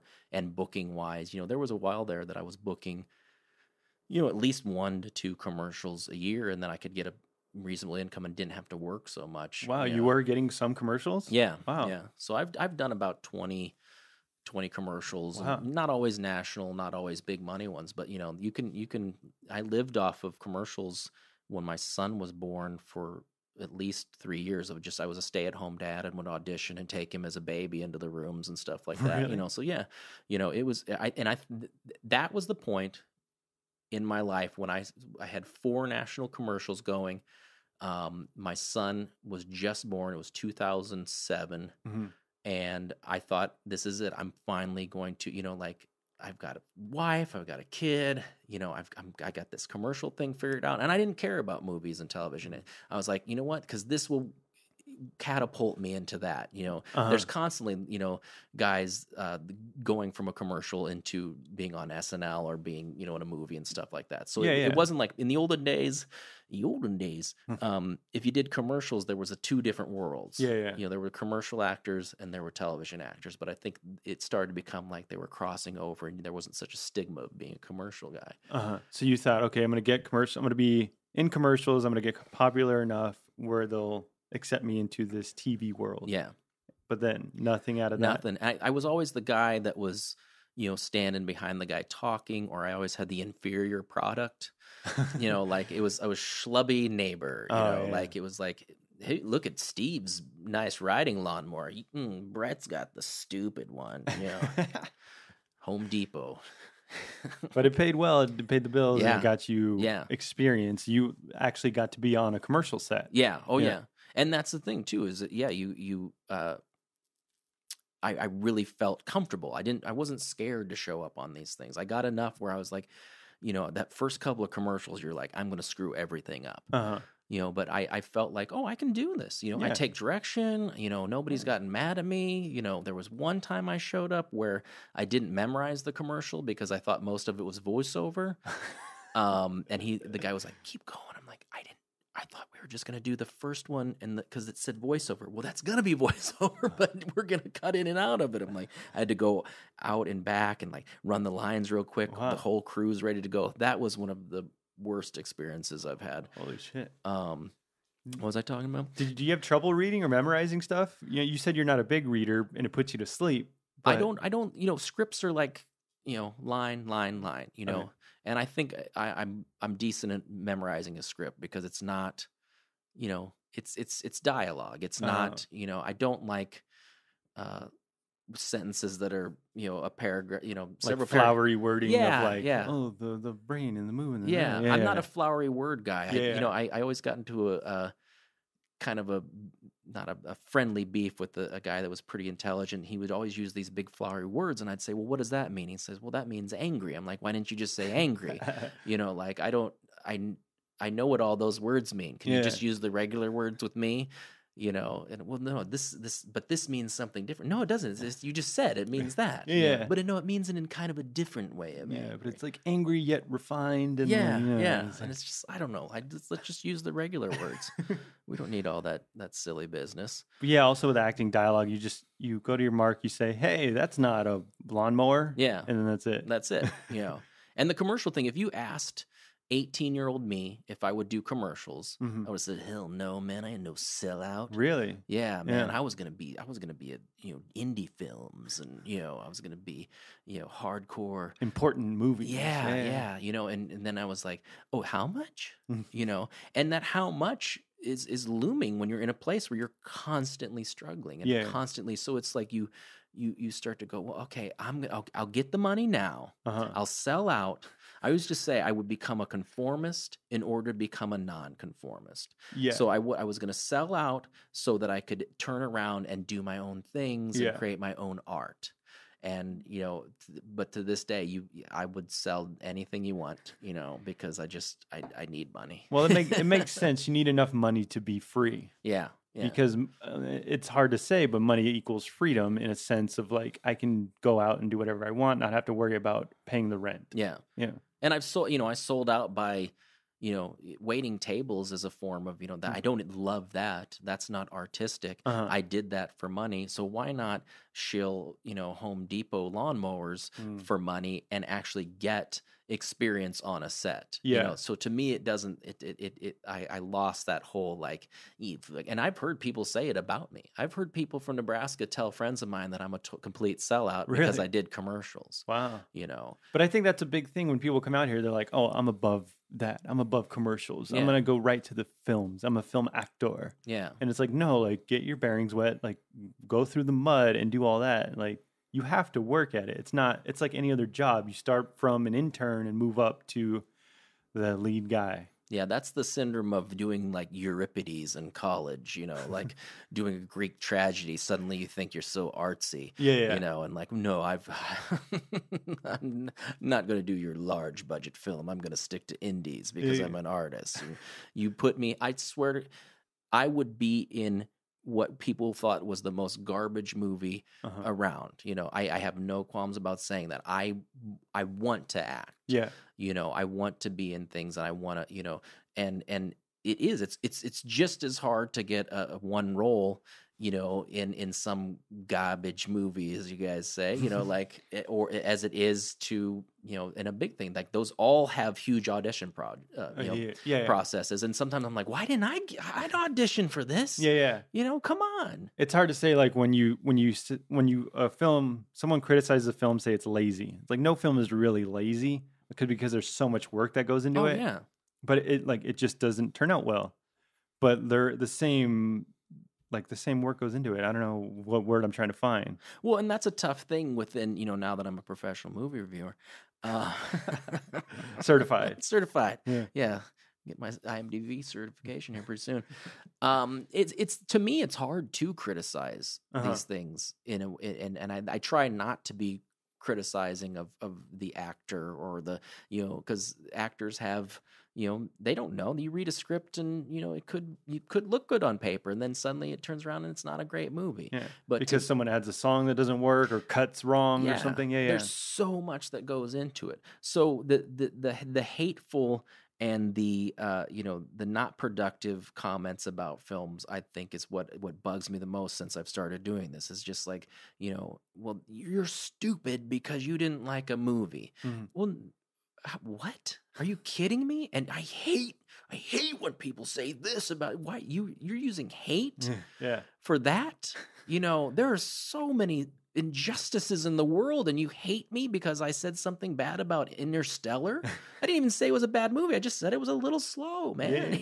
That's my opinion. I didn't say that everybody should think this way. Yeah. This is all just people giving their opinions about things. There shouldn't be so much hate.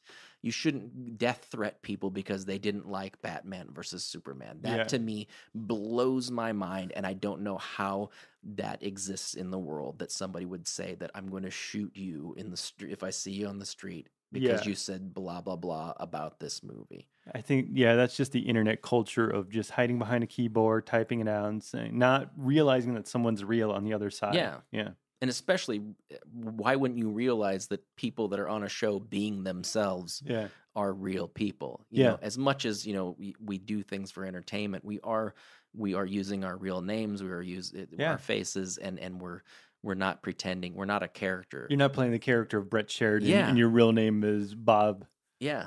foreman. It's not a role. It's a person, and it hurts. But I think they get personally attacked when like you like or you don't like a film that they do, and they're like, they don't know how to take that. Where they're like, okay, I do like this, but how come he doesn't like it? What's wrong with him? Yeah. Yeah.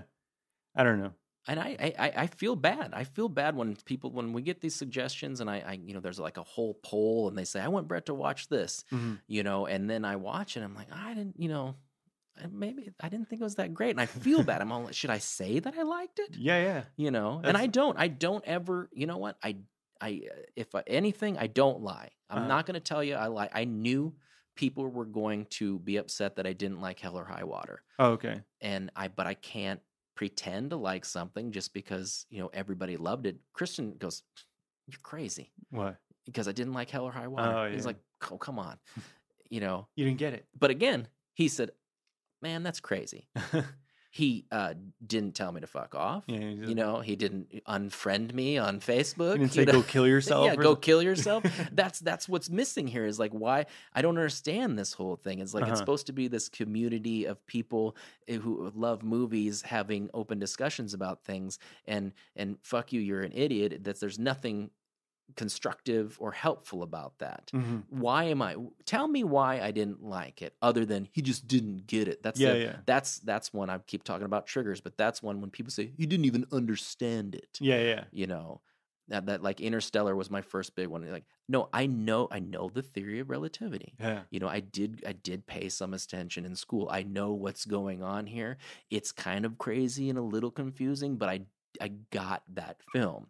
It just was really slow to me. That's your personal taste. If it's slow to you, you don't enjoy something. If you eat something, you don't enjoy it. You can't say, well, I like this, and maybe you did, but you just didn't enjoy it. Like, to me, it baffles me that there are people in the world, there are probably people in the world that don't like ice cream. Yeah. That to me is like, are you kidding me? Have you had everybody loves ice cream.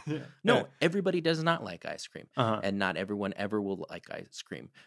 So that is what people need to start thinking about when we think about these, like these movies and stuff, is that it's, it's not for everyone. Not for everybody, but throwing the hate around is not doing anybody any good. We're not coming together as a world if we just hate people because they didn't like a certain film. Yeah.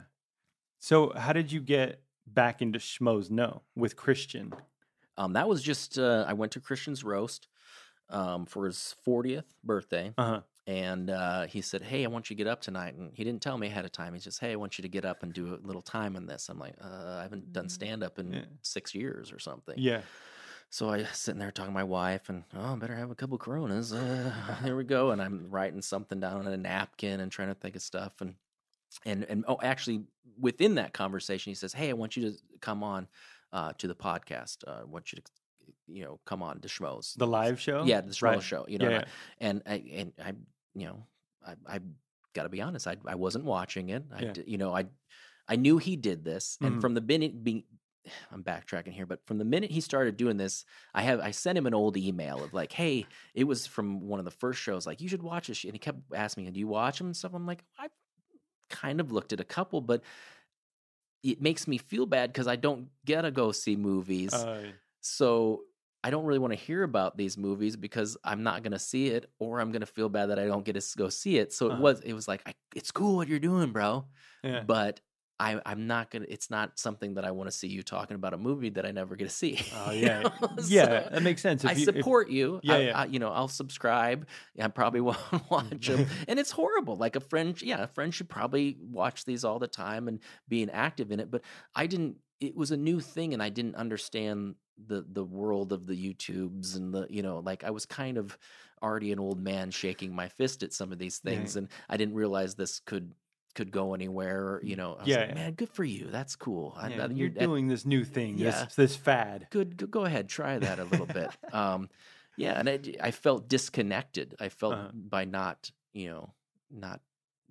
I always had a kid, and I thought, I'm going to get my commercials and get, I'm going to start doing movies and stuff. So when he told me, he's like, you need to start watch. You need to go watch a few before you come on. So yeah, he said to me at this party, he said, "I want you to come on." I'm like, "Oh, cool. I better go see what this is all about."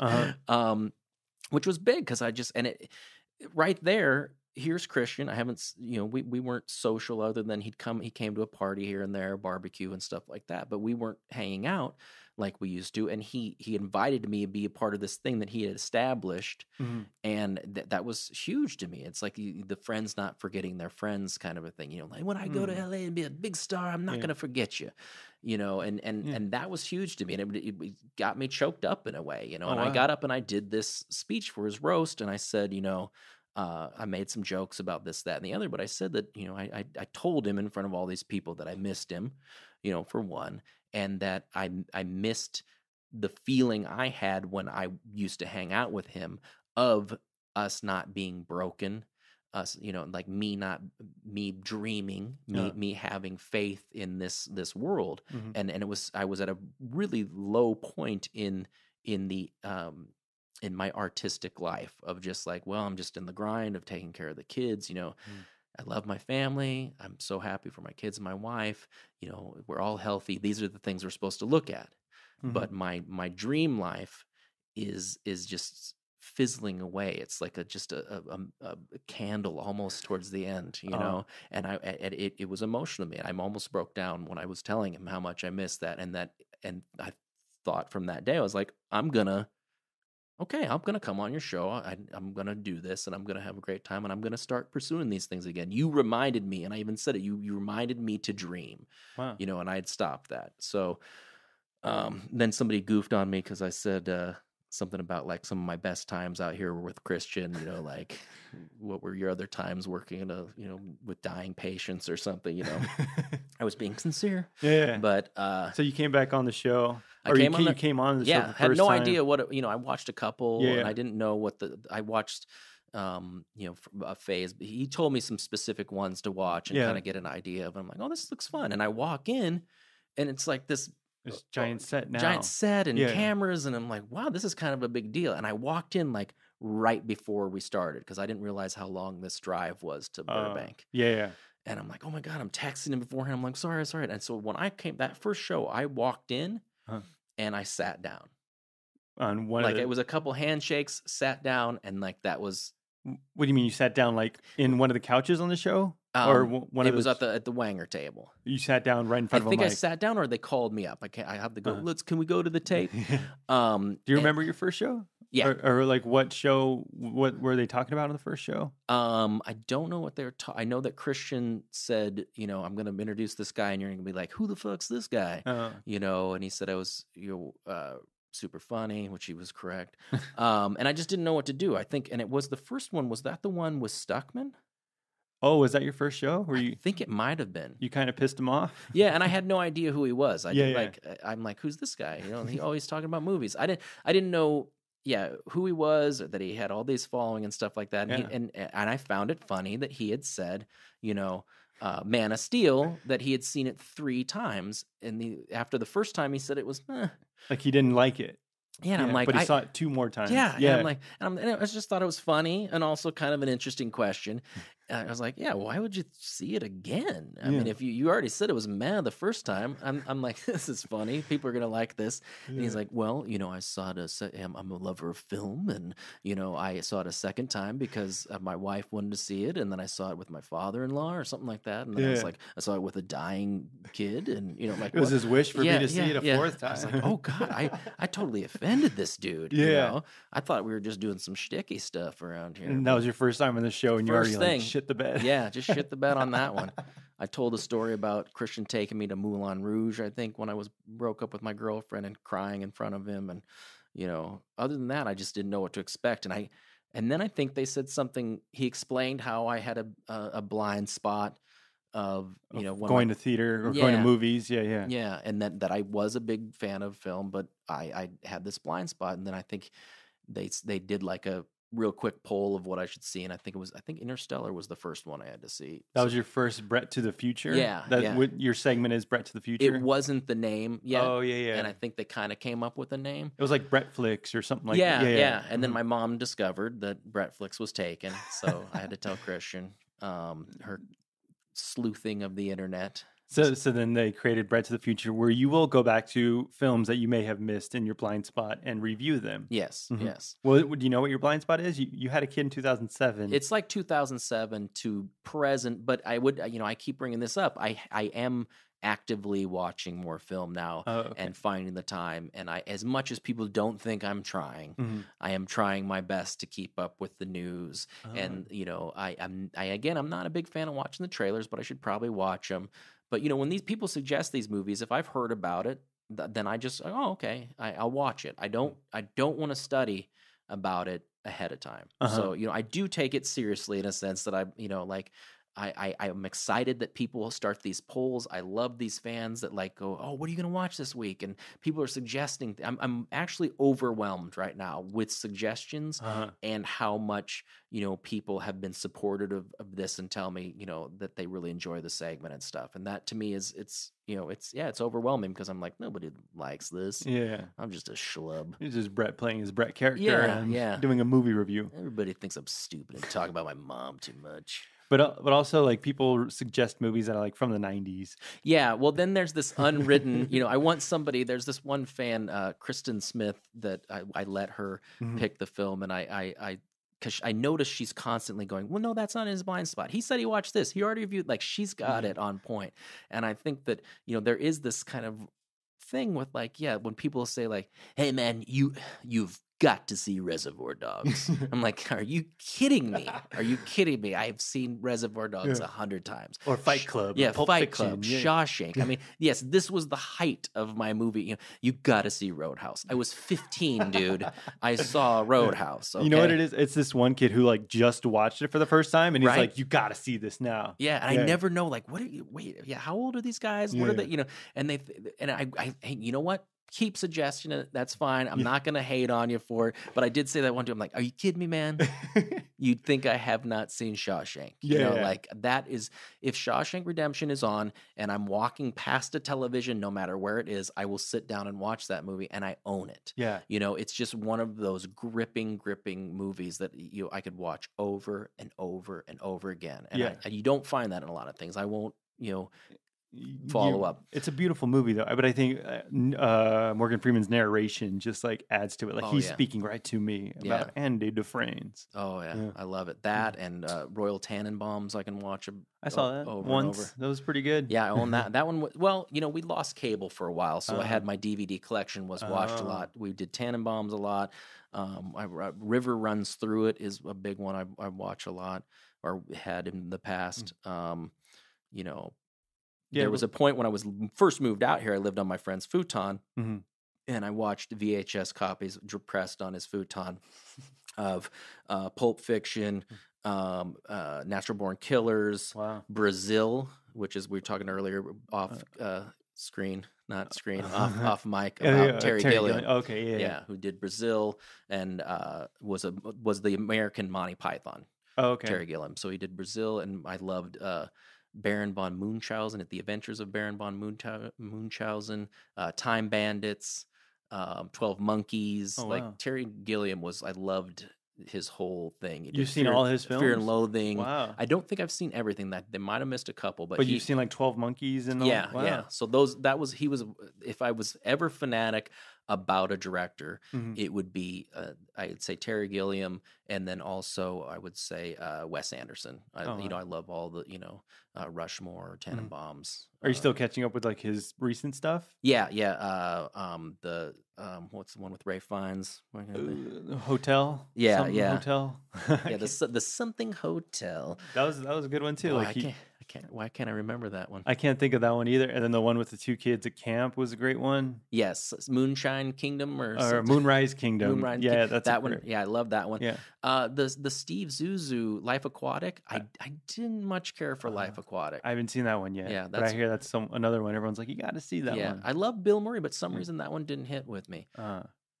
But he's your go-to guy. Those are your main directors. Yeah, that if I would say directing wise, I would see. Now Terry Gilliam, I don't know if he's done much in as of late, but I don't know.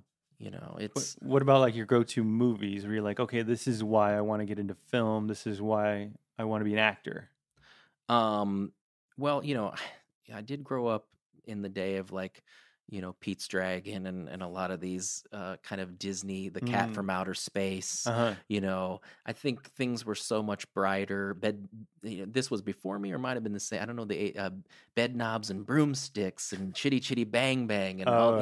The Benji movie. My mom used to give me a coupon for double features at the Empress Theater. It was downtown in my hometown, and I would get to see like 2 Benji movies or Raggedy Ann and Andy movies. These were, so she would send me into these little things, and I would sit there and I'd watch double features of stuff like that, or like Clash of the Titans, just classic kind of, fun things like that. And I mean, that's kind of where it all started.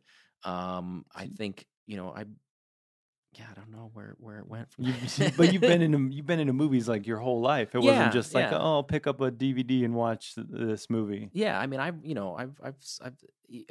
that's what's funny to me is people say, well, like, well, you haven't seen shit. And I'm like, well, I've been watching a lot longer than you, fella. Like maybe I haven't seen all the things you've seen, but I've seen like movies from the 70s and 80s and 90s and 2000. Like I've got a span that I have to try to remember just based on time alone. Like the time you've been on this earth, you've seen a lot more. And I used to, I mean, cable.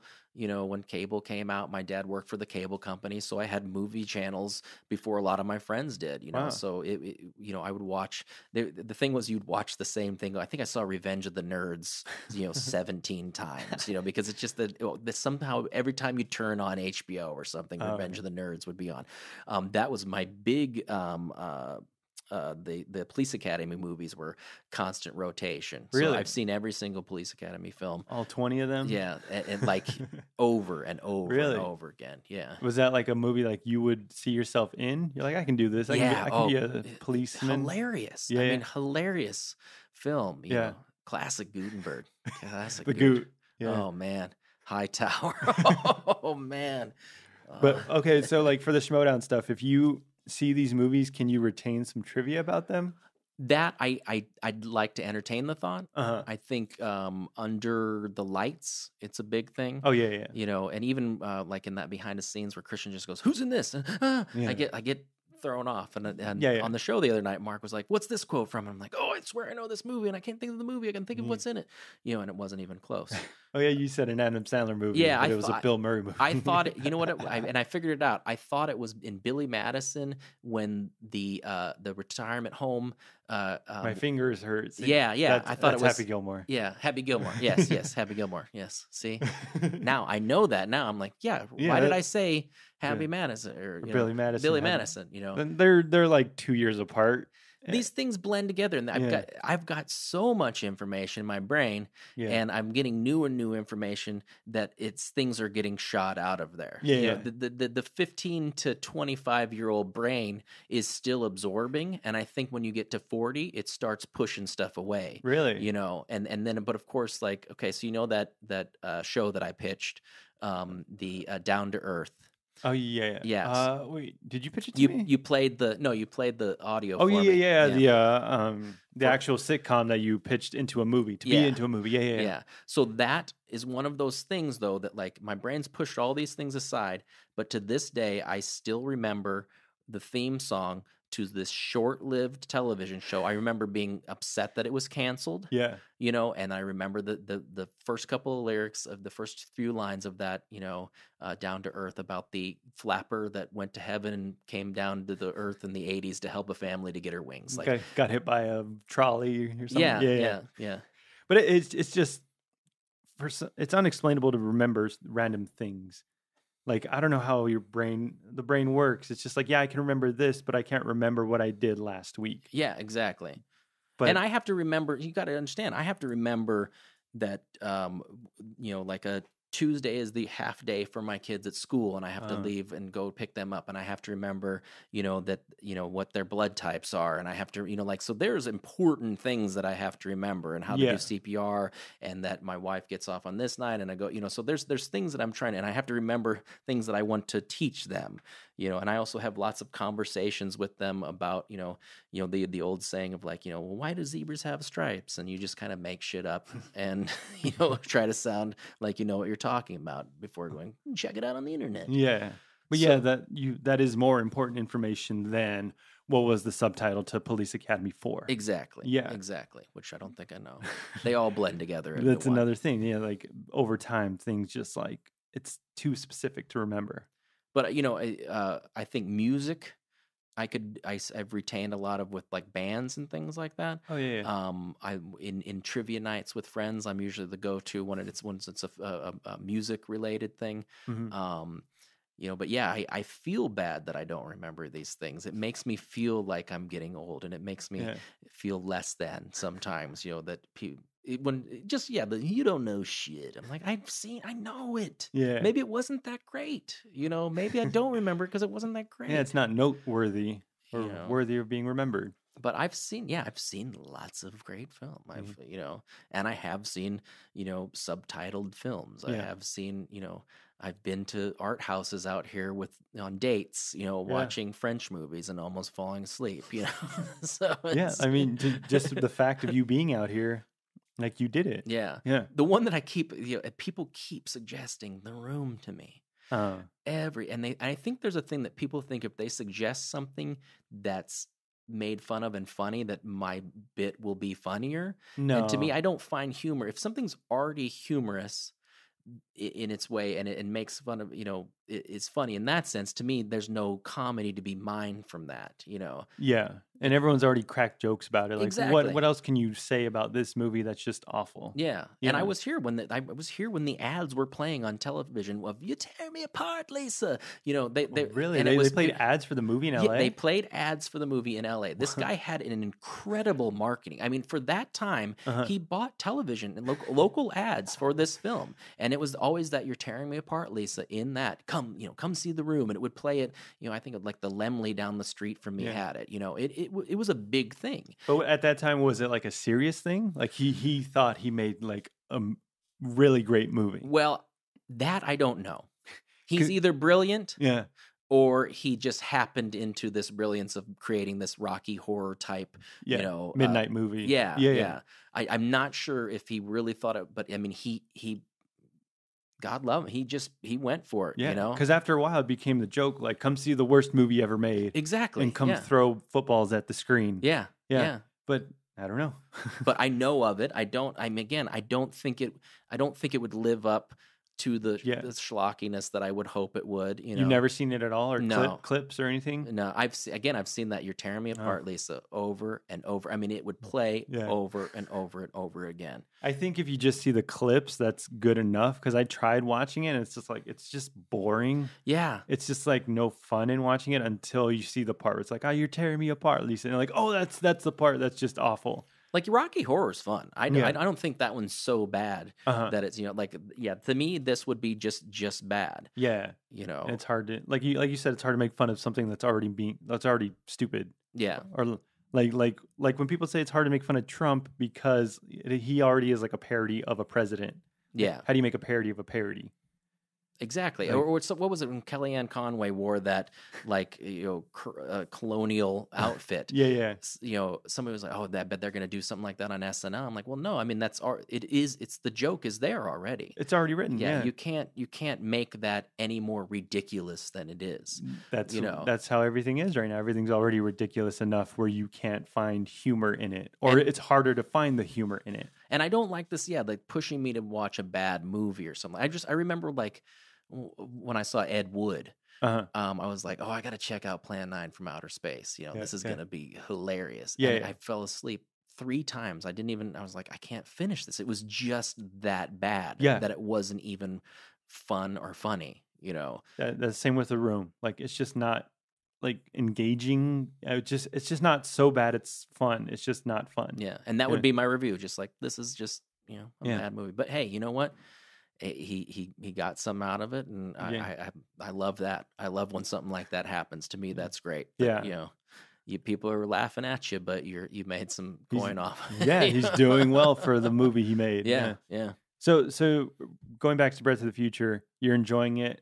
You love reviewing movies that you haven't seen before. I like it. I think that I'm kind of in a thing where I'm like, I need to do some more with this. I need to get more, and it's always a conversation with Christian, is getting him more involved in the conversations, about the upcoming movies and things like Oh, that. you want to be part of the show other than the Brett to the Future segment? Yeah, Oh, yeah. okay. I think that's one thing where I feel like I've kind of not progressed so Mhm. much where I Uh-huh. could do, but it's just like every week it springs up on me, like life hits me, Yeah. and then I'm back here and I'm like, oh God, I gotta, I haven't watched a movie. It's Tuesday night. I gotta watch a movie and thing, Oh, yeah. So it's like again, it's that also that fear of like I've pitched him ideas of things Mhm. that I haven't followed through on because I'm like, nah, nobody's gonna like that. I have a couple different. You still have that self-doubt in you. Yeah, yeah. And I still can't believe that people actually give a shit what I'm saying, like, because this is me, So it's like, it's not like I'm playing a character again. I don't understand why people would listen to me talk and want to hear what and say, I really want to hear what you have to say about this movie. I'm like, why? It came out 20 years ago. Yeah. Why do you care? Do you actually care, or do you think it's funny? I still don't hold myself. I don't feel like I've reached some sort of internet stardom yet. I feel like I'm still a schlub that's coming on here every week and just that I'm a total joke, But do you think that people are laughing at you or laughing with you? I think a little bit of both. You think people are actually laughing at you? Yeah, I think a lot of people think that, like, me not be able to complete a sentence is funny, and I do get flustered, and I try to stay on track sometimes. When you get distracted by like a fly in the room or something, something goes on. I guess the last show there was something fell really loud in the background, and somebody was commenting on that, and I went, "Whoa!" Oh yeah. Someone commented that must be Joelle walking in late or something. Yeah. And I think something just fell off a desk in back or something. One of the fans like hit a desk or dropped a cell phone or something. And I broke. Wait, what? But also squirrel. But isn't that like a thing in comedy where like you have to acknowledge something that went on? Yeah, you can't let it go, and that's the tough thing when you guys do those little, sound effects. They're like, don't draw attention to it, but it's just like you hear it, and you're like, okay, do I pause for this, or, and again, I'm not pretending as much as people think I'm pretending. That's what I feel like. People think you're doing it on purpose, like as a shtick of like, oh, look at me getting flustered. I can't complete a sentence or review the movie or say the synopsis of a movie. Yeah, like perfectly. I'm terribly nervous, and I'm also I actually am starting to get to the point where I'm like, well, no, I need to do this better. Mm-hmm. And when I don't do it better, I feel upset about it. Oh, wow. And when I don't get involved with the conversation, I'm because I got a lot in the beginning of like, why is he even here? He doesn't add anything other than his stupid little bit. What does he do? Now, again, I want to address this right now, that, I think a lot of people also think that I get a lot more upset than I actually do. Like I'm, crying myself to sleep at night when I see a bad comment. Well, I think the rants don't help. Yeah, that doesn't help. But I find humor in, I can see 100 comments are great. You made me feel great. Yeah. But I find the humor in the guy that tells me to fuck off on my first show after not seeing anything but me, say a couple words. Like, that guy already hates me that much. Yeah. That to me is hilarious. And I want to talk about it. The nice stuff isn't funny. It's the thing. The nice stuff, like, oh, great job, Ryan. Oh, thanks. Yeah. Thanks a lot.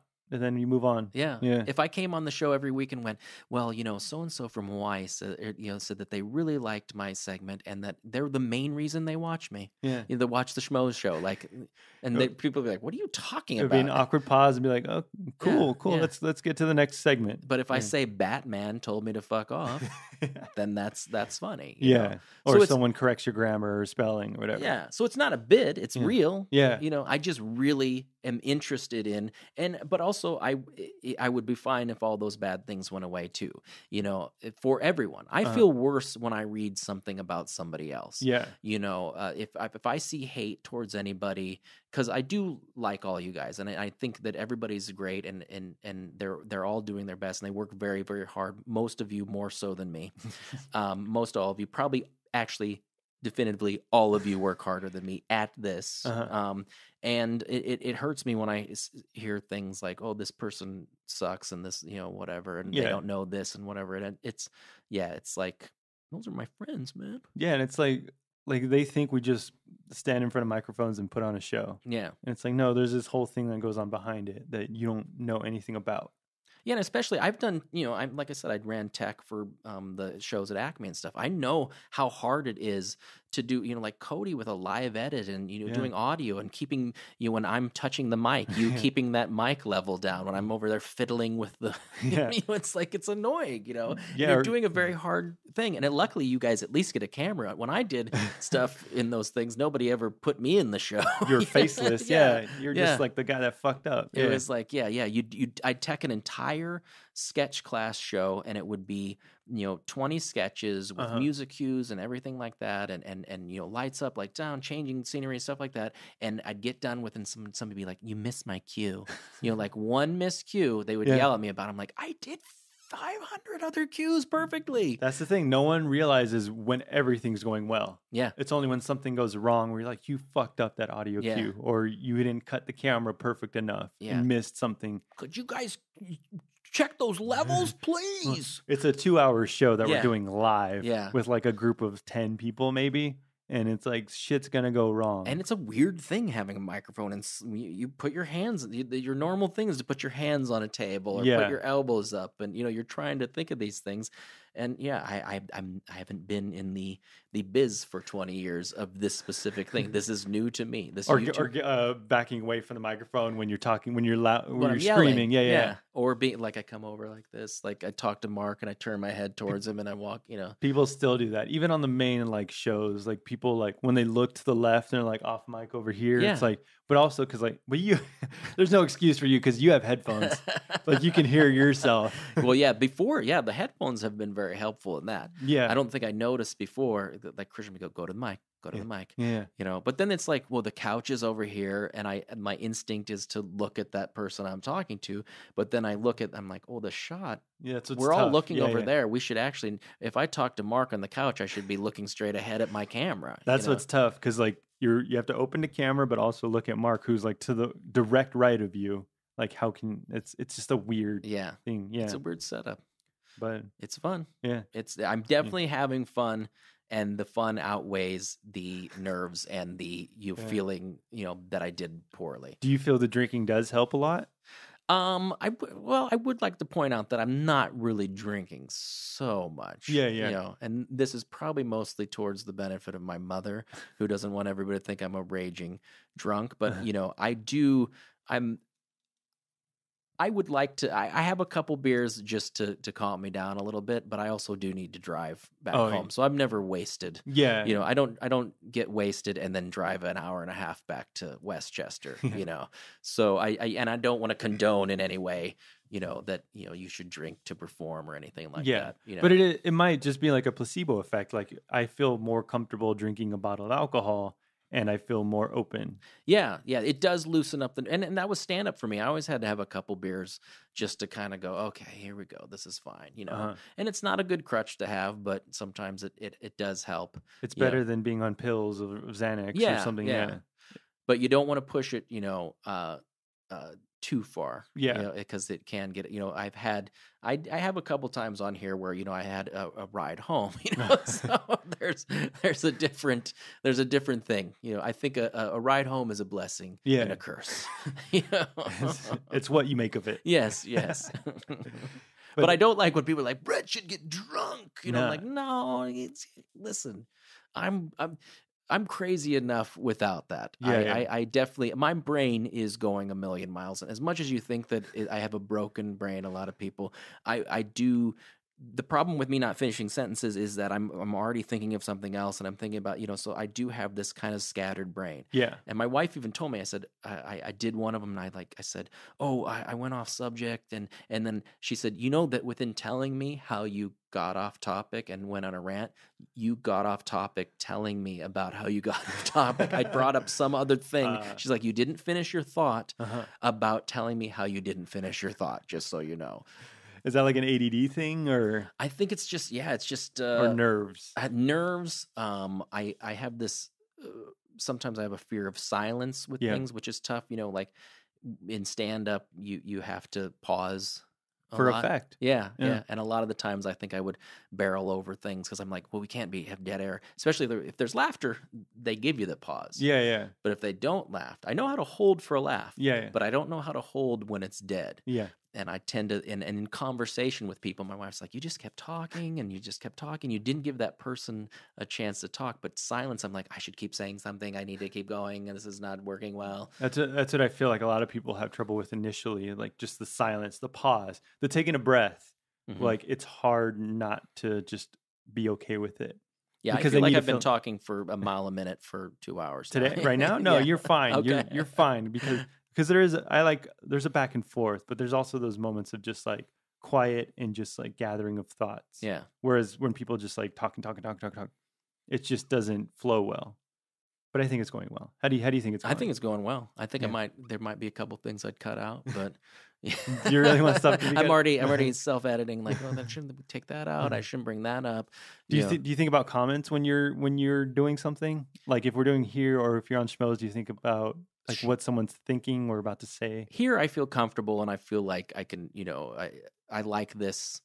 I like how that we're just kind of talking like we're hanging out at Barney's, and that's why I was really excited when you asked me to do it, because I'm like, oh, that's cool. I've never done something like this really, and it's, I like to talk about myself. I'm an open book when it comes to my life, and I'm not afraid to tell you certain things. It's just hard to piece together the chapters of that book. Exactly, but it's an open book. It's been a long road, Brian. It's been, and it's yeah, there's been miles there. I mean, I'm 43 years old. I look around and I don't even know how old you are, but I don't even want to. How old do you think I am? 27. That's exactly how old I am. Does that like bother you? Am I right? Yeah, I said it's exactly. Wow. I'm 27. Yeah. Wow. Yeah. So, but does that like, how does that make you feel when you're like, this guy's fucking 27, or like? I want to. No, I don't. When like RB3 said I'm 19, I'm like, fuck you. I don't. I love it. I love that he's driven. I love the Cobster. Is dad is my same age. His dad is 43. Yeah. Wow. Yeah. So it's like, I think he brought that up. I hope I didn't bring up something that I'm not supposed to bring up. But Cobster could be my son, basically, and here he is in an authoritative position with me, and I don't feel bad about that. I think good for him. I wish I was 25 and producing something. I wish I was that driven when I was there. Yeah. And to me, if anything, doing this has been hopefully making me more driven. Like the weeks keep going by. I think I'm ready. I've got ideas for other things that I want to do. And I think some of them could be funny, but it's about the execution. And there's a fear of the technology and stuff like that I'm like, I want to do this thing where you can see. How do you guys do the things where you see in the corner? Oh, like a split screen type thing, or like a picture in picture? Picture in picture. I don't know how that works. I used to know how to do that back in the olden days, but I don't know how that works. Like a trailer reaction type reaction. thing? I had a bit with that I was going to do a trailer reaction. But where my kids just interrupted me the whole time and I never really got it. And, so. That's just a simple like editing thing. You just put overlay a video on a video. See? And then I just went like, I shouldn't do that. That's dumb. So, but why do you think that why do you think that you're not worth like putting something out there? Because again, I just don't understand why anybody would care. I don't know why people on the internet are famous for the things they do. I don't know. I don't understand. Like this guy's just talking in front of a green screen. Yeah. It millions of followers. Blows my mind that certain things are, and that and there was a jealousy thing for me. We put out a lot of content when I was doing the Acme stuff. We did a lot of like the shorts, and things like that. Like recently, like we did the plunger one, and then the Home Alone. I've been doing those since the cameras. Since they were VHS camcorders, You're editing on the linear. 3/4 inch machines. And, like I've been doing that for a long time. And I feel like when we were doing Acme, we put out some very funny stuff and then they would get 40 views. Yeah. But then a guy, farts into his hand, and then he gets 4 million views. And to me, I'm like, well, what's going on? Like, and a development deal. And Is this week the hot new movie Hand Farter? Yeah. It just doesn't. A lot of the things don't make sense to me. And again, the technology of I've said it before, social media. I'm very turned off by it. I don't like that we're all looking at our phones. I hate to be the old guy shaking my fist at the world, but I used to have to call people to come to my stand-up shows. I would call those 25 people and Or say, meet someone face to face. yeah. And I'd say, hey, come to my show. And they, oh, okay. There's probably got more people back then because there was a guilt factor. You can flake on anything these days. Yeah, just I didn't get that. Or, I didn't get a text or just not answer it. Oh, I was away from my phone. It's like, no, you weren't away from your phone. And all we wanted growing up was the whole thing was like, I wanted so badly one of those television phones, that you could see somebody, you could see grandma, from miles away. We all have that and nobody uses that. Like I rarely FaceTime with the kids with my mom. I don't FaceTime my wife when I'm out of town or something like that. It's like we have this ability that everybody wanted. We have phones around with us all the time. Nobody uses them to call people. Yeah. We send texts that sometimes people get back to us. Text without even words. Yeah. Just send a smiley face or saying like an emoji. Like, what does that mean? And I honestly think that there's something's gonna happen. Something's gonna happen where it's gonna make it's hurtful. I think it's hurtful to society. I think that it's not gonna it's either gonna collapse and people are gonna go, I'm done with this. I'm tired of I think that I do, like I said, I love the Facebook Schmoville area. But some of the things the people were airing out breakups on Facebook. I saw friends have back and forth on Facebook about breakups. And I'm taking the high road. Well, so and so is doing this, and I'm like fighting in front of everybody. It's like stop it. And I don't want to see a picture of your food. I've never wanted to see a picture of what somebody had for breakfast. It's not something I care about. And this is people that like I said, I don't remember. I'm like, I remember that guy's name from high school. I don't remember him. It's not that I'm better than him or anything, but and then I don't want to see what you ate for breakfast. Yeah, it's not going to make me want it. It's not going to make me jealous that you have it. Yeah, but we sit there and we scroll through this stuff. And we like it. Trying to find something that's going to better our lives, I guess. Like, I don't know why I look at my phone sometimes. I'm like, what was I expecting when I got on Twitter that day? I'm going to get upset about Trump. Is the main thing that's going to happen to me. I'm going to be jealous of somebody for going to a party I wasn't invited to. There's still that thing. And I want to say this to anybody. When your friends have kids and they kind of, they don't come to your things anymore, they still want to be invited. Yeah. Okay? Even though I'm going to totally turn you down and give you every excuse in the book, I still want to be invited because then when your friends give up on you, then what do you have? I get that too, but I felt like I rejected the invitation so many times where my friends would just be like, okay, I'm not going to even bother you. Forget you, man. Yeah, I'm a homebody. If you don't get me out of the house before 7:00, like if your event starts at 8, I'm not coming. I'm sorry. I love staying at home and just doing nothing when I'm not working, because I like to work during the week and be busy. Yeah. But when I have a day off, sometimes I don't even wear pants. Oh, exactly. Yeah. Yeah. The nightly routine is I watch a movie or a show, usually shows with my wife. We don't watch a lot of movies because say you get the kids to bed by 8:30. My son's a little older now. He's getting to stay up later. So sometimes he goes to bed at 9. Okay. So then 9:00, you start a movie and you're going to bed at 11. Now, to me, that used to be, I started partying at 11. Okay. By 11, I am wiped thinking about the fact that I'm going to be back. My wife gets up about like 5:30. Every day? Yeah, I get up a little later. She gets ready for work. She's out the door as I'm getting the kids ready for school. I take them to school. I go to work. So my mornings, and I'm still to this day not really a morning person.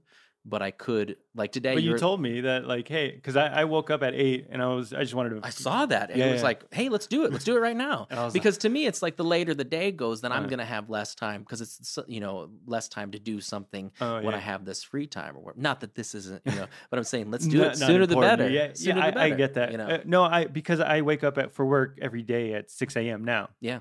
But so on the weekends, like if I do wake up at 8, I'm like, fuck, I slept in. Yeah, that's the crazy thing to me is that I used to set an alarm for a 1 p.m. class in college. No joke. Yeah. Like I would have to set an alarm to get up for that class. And I'm still not a morning person, but I can't ever sleep past 8. It's just, even if the kids are off doing their own thing. Yeah. Like there's something about me. It's like, I got to get up. I got to do something. There's same with me too. It's like, fuck, I can't. It's my day off. I gotta clean the bathroom. I gotta do laundry today. I gotta go out and get something done today. Exactly. Yeah. But whereas in college, I used to just like waste a whole Saturday playing video games. Yeah. And I think that's what when people say, like, I can't believe this guy doesn't find the time to watch movies. I find time, like. You might be 15. You don't. Are you doing your own laundry? Are you washing your own dishes? Are you taking care of kids? Are you cooking them food? Like I admit, my wife's beautiful. She doesn't cook. I mean, like that's my joke I did at Christian's roast. I said he introduced me to my wife. She's not much to look at, but she sure can cook. Oh wait, flip that. Yeah, she, and I admittedly like to cook, and I enjoy creating. I can piece together meals. She's like, I don't know how you do that, where you go like, oh, we've got this, and this, and I make like a, this kind of a meal, or soup's my big thing. Stone soup is the Friday is always I make a big batch of soup with the leftover this, that, and that, Wow. and I don't mind doing it. I don't feel emasculated or in any way, It's what you bring to the relationship. Yeah. I had to. My mom worked a lot, and at a young age, I was babysitting my brother and sister, and I had to learn how to do these things. And I would often prepare family meals for my family at a young age. So that makes sense. Yeah. My girlfriend does that. She does the cooking because I don't know how to piece together anything. I'm just like, oh, I'll get a burger at BK on the way home. But she knows how to piece together. But then afterwards, I'm like, fuck, I have to wash all these dishes that I like takes 20 minutes to wash dishes, and I had the meal for like 5 minutes. Yeah. It seems, it does seem. And when I got on that, when I was dieting, which I've slipped a little bit, but I'm still trying. I felt like I was cooking nonstop. I was constantly preparing something for the next day or a couple days. Meal prep. Yeah, meal prep, and it's tough. It's so much easier to go to BK and get something. It's I know it, and but that's when I wanted to, when I had that rant, I wanted people to know that again, I still have a day job. Oh yeah, what is your day job? I'll keep it. I want to keep that. Oh, that's your private. Yeah, what it is. It's not like I don't want to say where it is or what but it does involve I do a lot of different things, and I'm handy. I do hang. I know how to hang up artwork and stuff like that. That might give you an idea. I know how to fix things, So aside from waiting tables, I've always been able to just do just a lot of different things. And I've been very handy because growing up, we didn't have a ton of money to get people to fix things. So I learned how to fix toilets at an early age. And like if a tree needed trim, I trimmed a tree, and I could fix a doorknob. And, so like I learned all these things in keeping a house, for my mom and dad, Yeah. So, I am somebody, when I was hanging some artwork at Ellis's house. Oh yeah. Had commented, Mark had taken a picture of me and like, is Brett handy? I'm like, man, I'm handy as hell. Like I know how to do these things. Wasn't that a behind the scenes video too, where like, you were trying to put up a poster and you're like kind of struggling with it? And that's one of the things that really was like sexy to my wife when we first met, was I could fix things. Like she locked her keys in her car. She was going to surprise me and come see me one night, and she called me from a payphone to my home phone. We didn't have cell phones at the time, and I went down, and she was so embarrassed at this gas station. I had a wire hanger, and I went through her door, and I unlocked her door, and she said it was like, oh. Really? That turned her on? Oh yeah, just like this manly kind of like, I jacked her car up or hanging up, I'd hang up a mirror for her at her place when she was, not living with me, and or fix their toilet or something, just that's man things, so or women things. I'm sorry, just handy things. Let's not make it a gender thing. A mixture of both. Yeah. And I was, she's very, an independent woman, and very, reminds me that my daughter can be whatever she wants, and that we don't push gender roles. So I do really apologize for saying that that's a manly thing. It could be both. It can be both. Yes. But does your wife support you now of like whatever you do artistically? Yeah, she actually is more supportive of me, and we just have the conversation, every couple of days, is that she's like, what do you need from me to have more time to do these things that will drive you forward? Wow, like, she's that supportive. Yeah, wow. Yeah. She wants me to succeed. She hates this business. She doesn't, she's seen what it's done to me, and she wants me to succeed so badly. If I told her we would pack up and we would move to Nebraska, and I would get a job there, she would do it in a heartbeat. She doesn't care about this. She doesn't like. She doesn't want to watch me rant. Oh, she doesn't like the She rant? doesn't like ranting. She doesn't like Angry Brett. Angry Brett. Yeah. She doesn't, she doesn't watch the show, Yeah. because I think that she doesn't want to see me flustered. She would feel bad if she saw me flustered. She asked me about it. She's supportive of it, Uh-huh. but I don't push it on her. I don't do things. When I did sketch, I didn't have her come to my shows because she I didn't. She could be with the kids, or she could do something else, but it wasn't something where I need her because I know she knows I'm funny. I know she likes me, Yeah. and I'm not trying to impress her. I do it for other people, and Yeah. I've never gone, you have to watch every single Schmo episode. You have to rewind it to here. Like, do you see me this part? This was a funny Yeah. part that I did. I had a funny rant. Yeah, I think it makes her more nervous than anything to Yeah. see, because she's like, "Oh God, are you okay?" I do the same thing with my girlfriend. I'm like, well, you don't have to watch what I'm doing. Like, I understand if like it's not your world, if you're not into it, like you don't have to watch. But she's like, no, I want to watch because you're in it. Yeah. And I'm like, wow, that's really nice of you that you're supportive. Yeah. I think if I said I would like it, she knows I don't, and I don't even like to watch it after the fact, to tell you the truth. Yeah. I'm nervous because I'm like, oh, did I say something stupid there? And half the time I did. But it's hard for me to go back and watch them because, I will analyze myself. Yeah. And which I'll say it right now on the Don't Be a Beardo podcast. There is something that I want to work on. And I might call on you to help me with this. What's that? Where I review myself. So Wait, what do you review yourself? I would review my own reviews. And I think maybe people might want to see that. Maybe that's stupid, but I want to go back, and it would almost be of me going, well, what I was trying to say was, or I didn't mean this, and why did I give it that score? That doesn't make any sense, so like there's something to me where, and it's maybe part of the wanting to be understood as to why I maybe didn't get the words out right, or why I didn't do it. So like that whole thing of explaining yourself to your wife. Like, this is what happened when I went off tangent. So, I mean, if anybody thinks that would be interesting, I would definitely be down for it. It's one of my little things, and I'm like, maybe that would be kind of funny. Yeah. Me totally analyzing myself and being brutally, brutal towards myself. Why did you say that? Like going along with the comments, like he does fucking talk about his mom all the time. Yeah, God, I've said mom 16 times in this episode. And what? Yeah, I don't want to. But you feel like you want to bring more to the show. I definitely do. As much as it doesn't appear that way, I want to know about these films. But again, I'm not.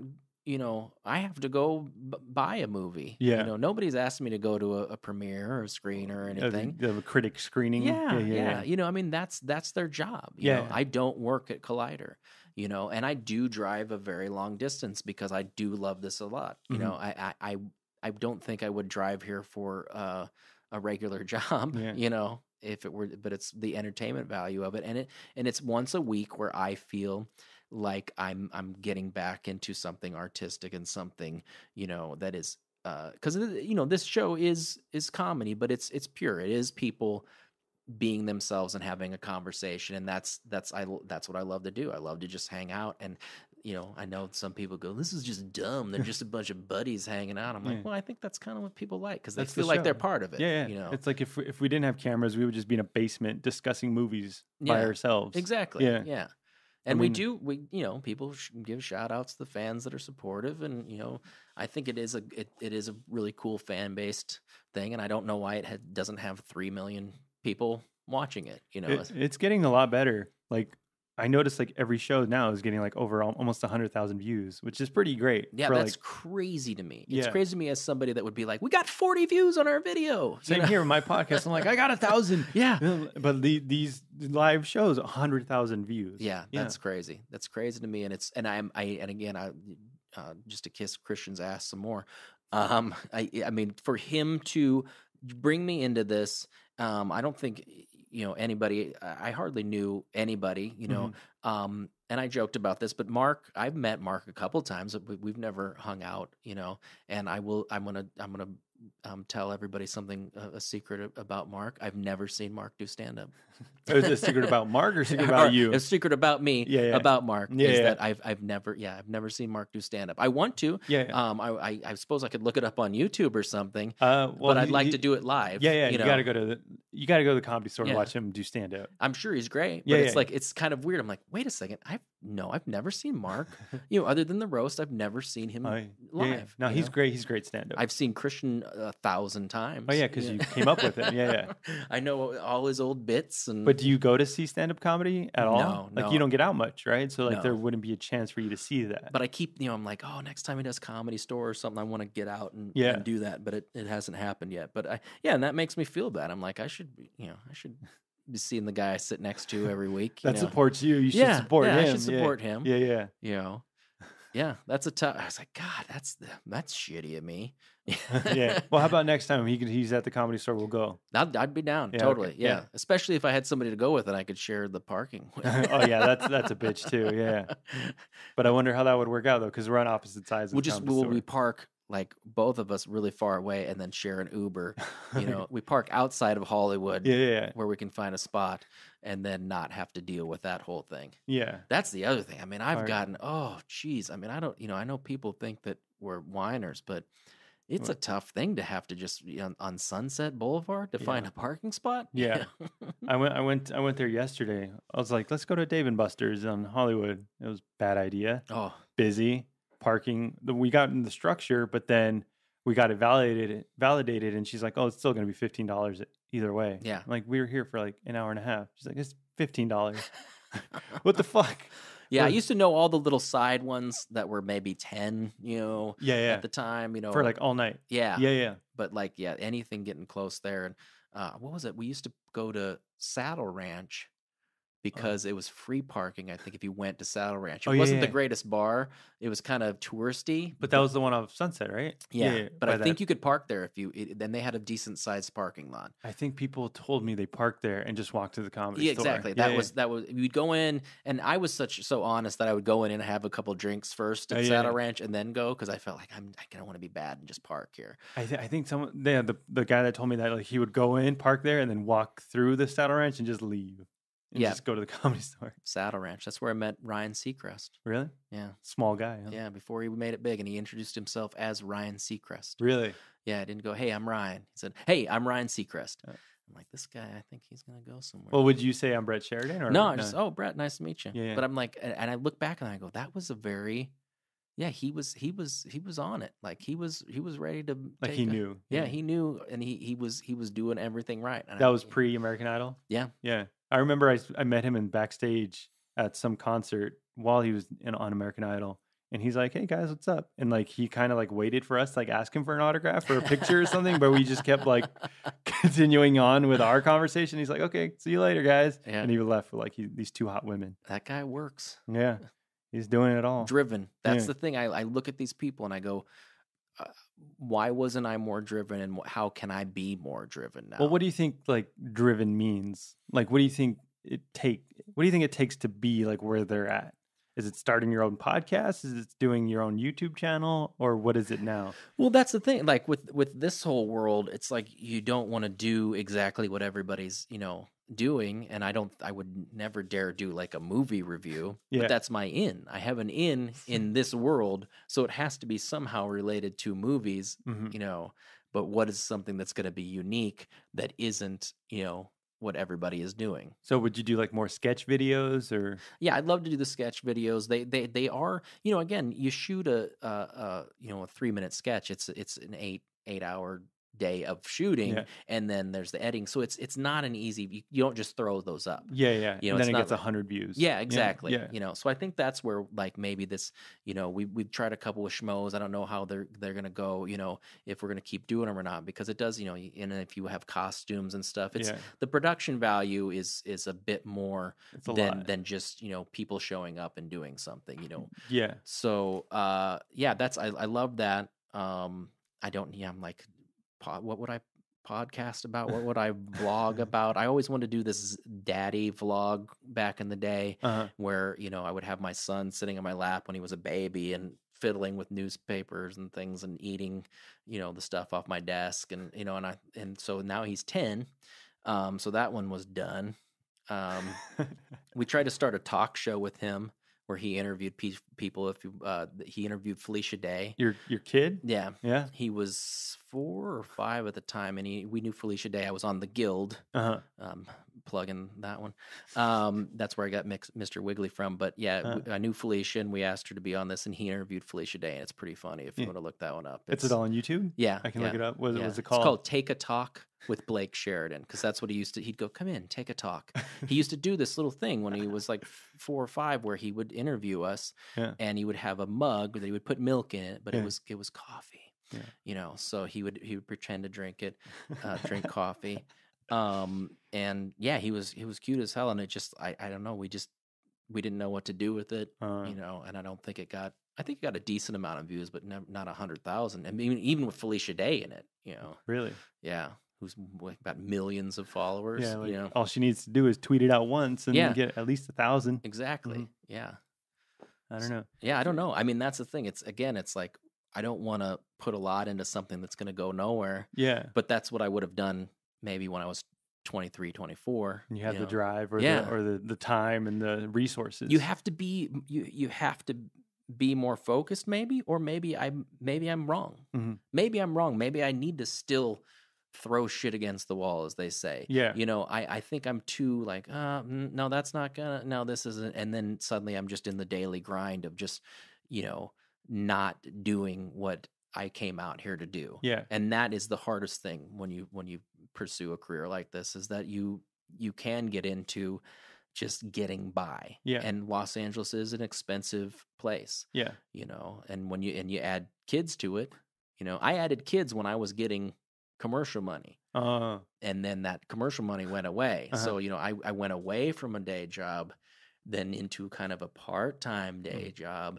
and then into a little more part-time, and then like now I'm kind of in this almost full taking care of kids, you know, not other than Schmoes, not doing anything that's artistic, you know, so. But you still have your team of people that you could do. It's just like scheduling wise. I think so. Yeah. I mean, a lot of people, you know, there's people that have went home, you know, I'm still here.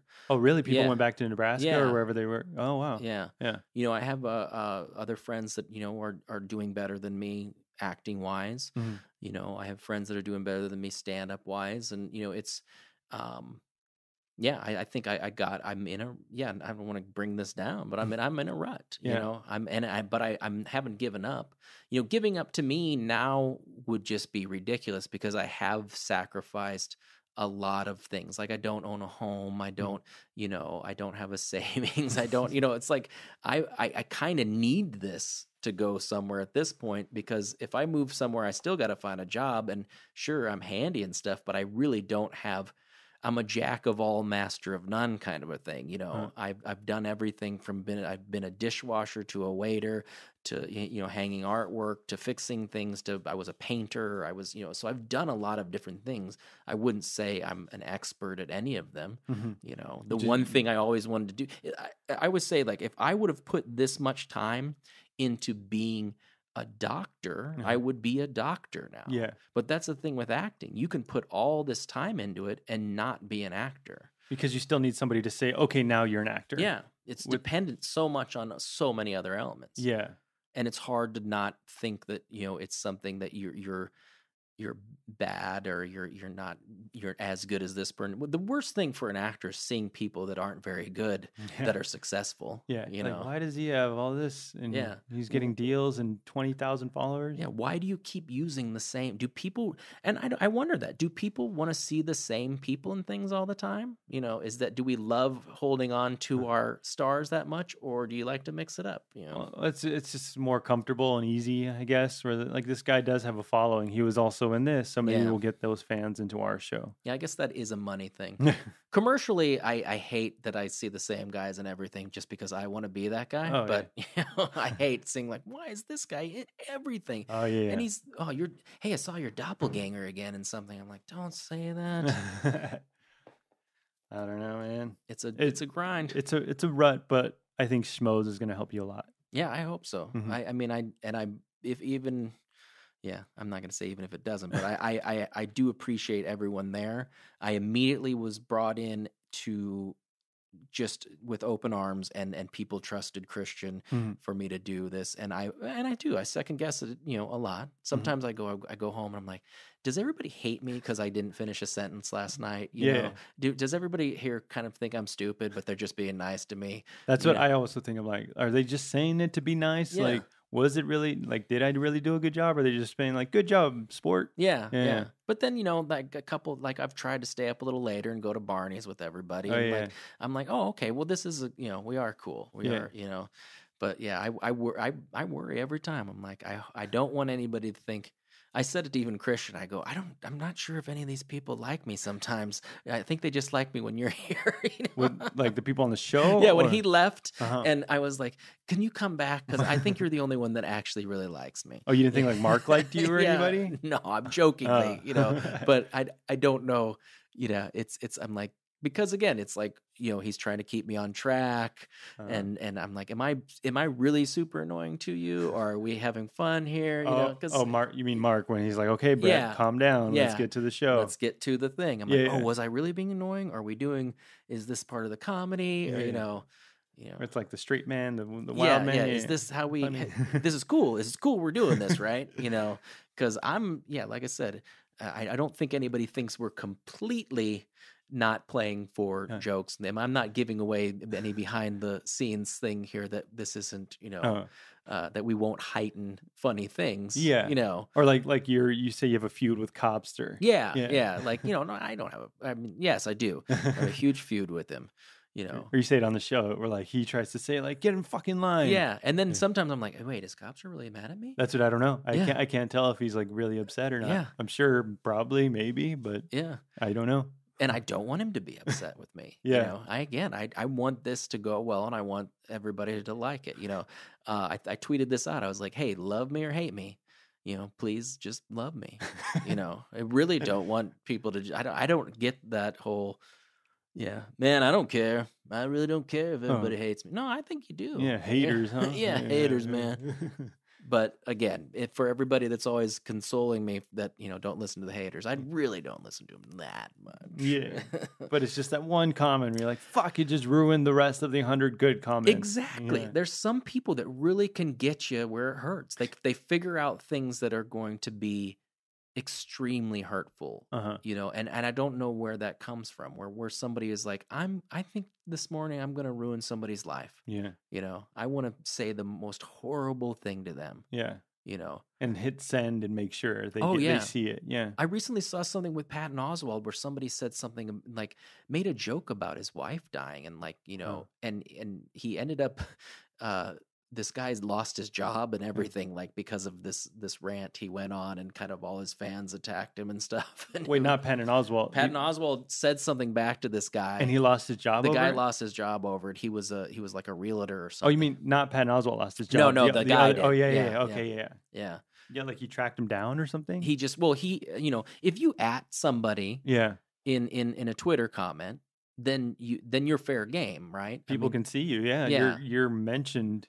So then if you've got a name for yourself and then you retaliate, like he shouldn't have done that, he shouldn't have attacked this. No, that guy attacked him with a very hurtful thing about his wife who'd passed. So this guy got the masses of Oswald fans, and he's out. I mean, like, he lost his job because of it, and it was a horrible thing to say. Wow. But that's like jumping into the fire without expecting any consequences. And how dare you use all your, well, don't say things like that, man. Like, what do you expect? Like, people just sit there and go, oh, he just totally degraded my wife. Like, I'm just gonna sit here and let me take it. That's not a fun fair. You didn't say, I hated you on King of Queens. No, you attacked him about something that's very sad. Personally, and that's the hate I don't get. I don't get why you would want to make anybody, again. Put that towards some other things. Use that energy to make the world a better place. Not to be a dirty hippie about the whole thing, but we all have to live together. Well, that's what people say. It's harder to create. It's easier to destroy. So that's the world we live in. So dumb. Put the phone down every once in a while. just pick it up to watch Schmoes. Yeah, That's yeah, it, yeah. Every Wednesday night, listen to 7 a.m. Don't Be a Beardo. Thanks. We talked a long time. Did we? We're doing it? Yeah.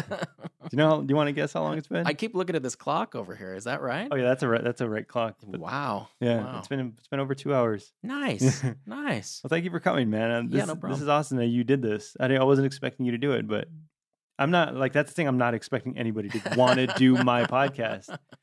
No, I appreciate it. I was happy you asked me because I, as much as I joke about people not asking me to be on things, nobody was asking me to be on anything. And I'm like, I want to be on the Beardo podcast. Yeah, we'll hit you up for the Wanger show too. Awesome. Yeah, I know, right? I started out as a wanger. Yeah, You know, how did I not be on the Wanger show? that one's further away though. That's in Pasadena. Oh, brother. I'll do it. I've got nothing to do. All right. Well, thank you for coming. What's your Twitter again? At Mr. Wiggly, and it's spelled out MisterWiggly. Cool. All right. Well, thank you for coming. Thank you for being on. Cool. And Thank you I'll for see you having me. around and let's get out of here. Let's do it.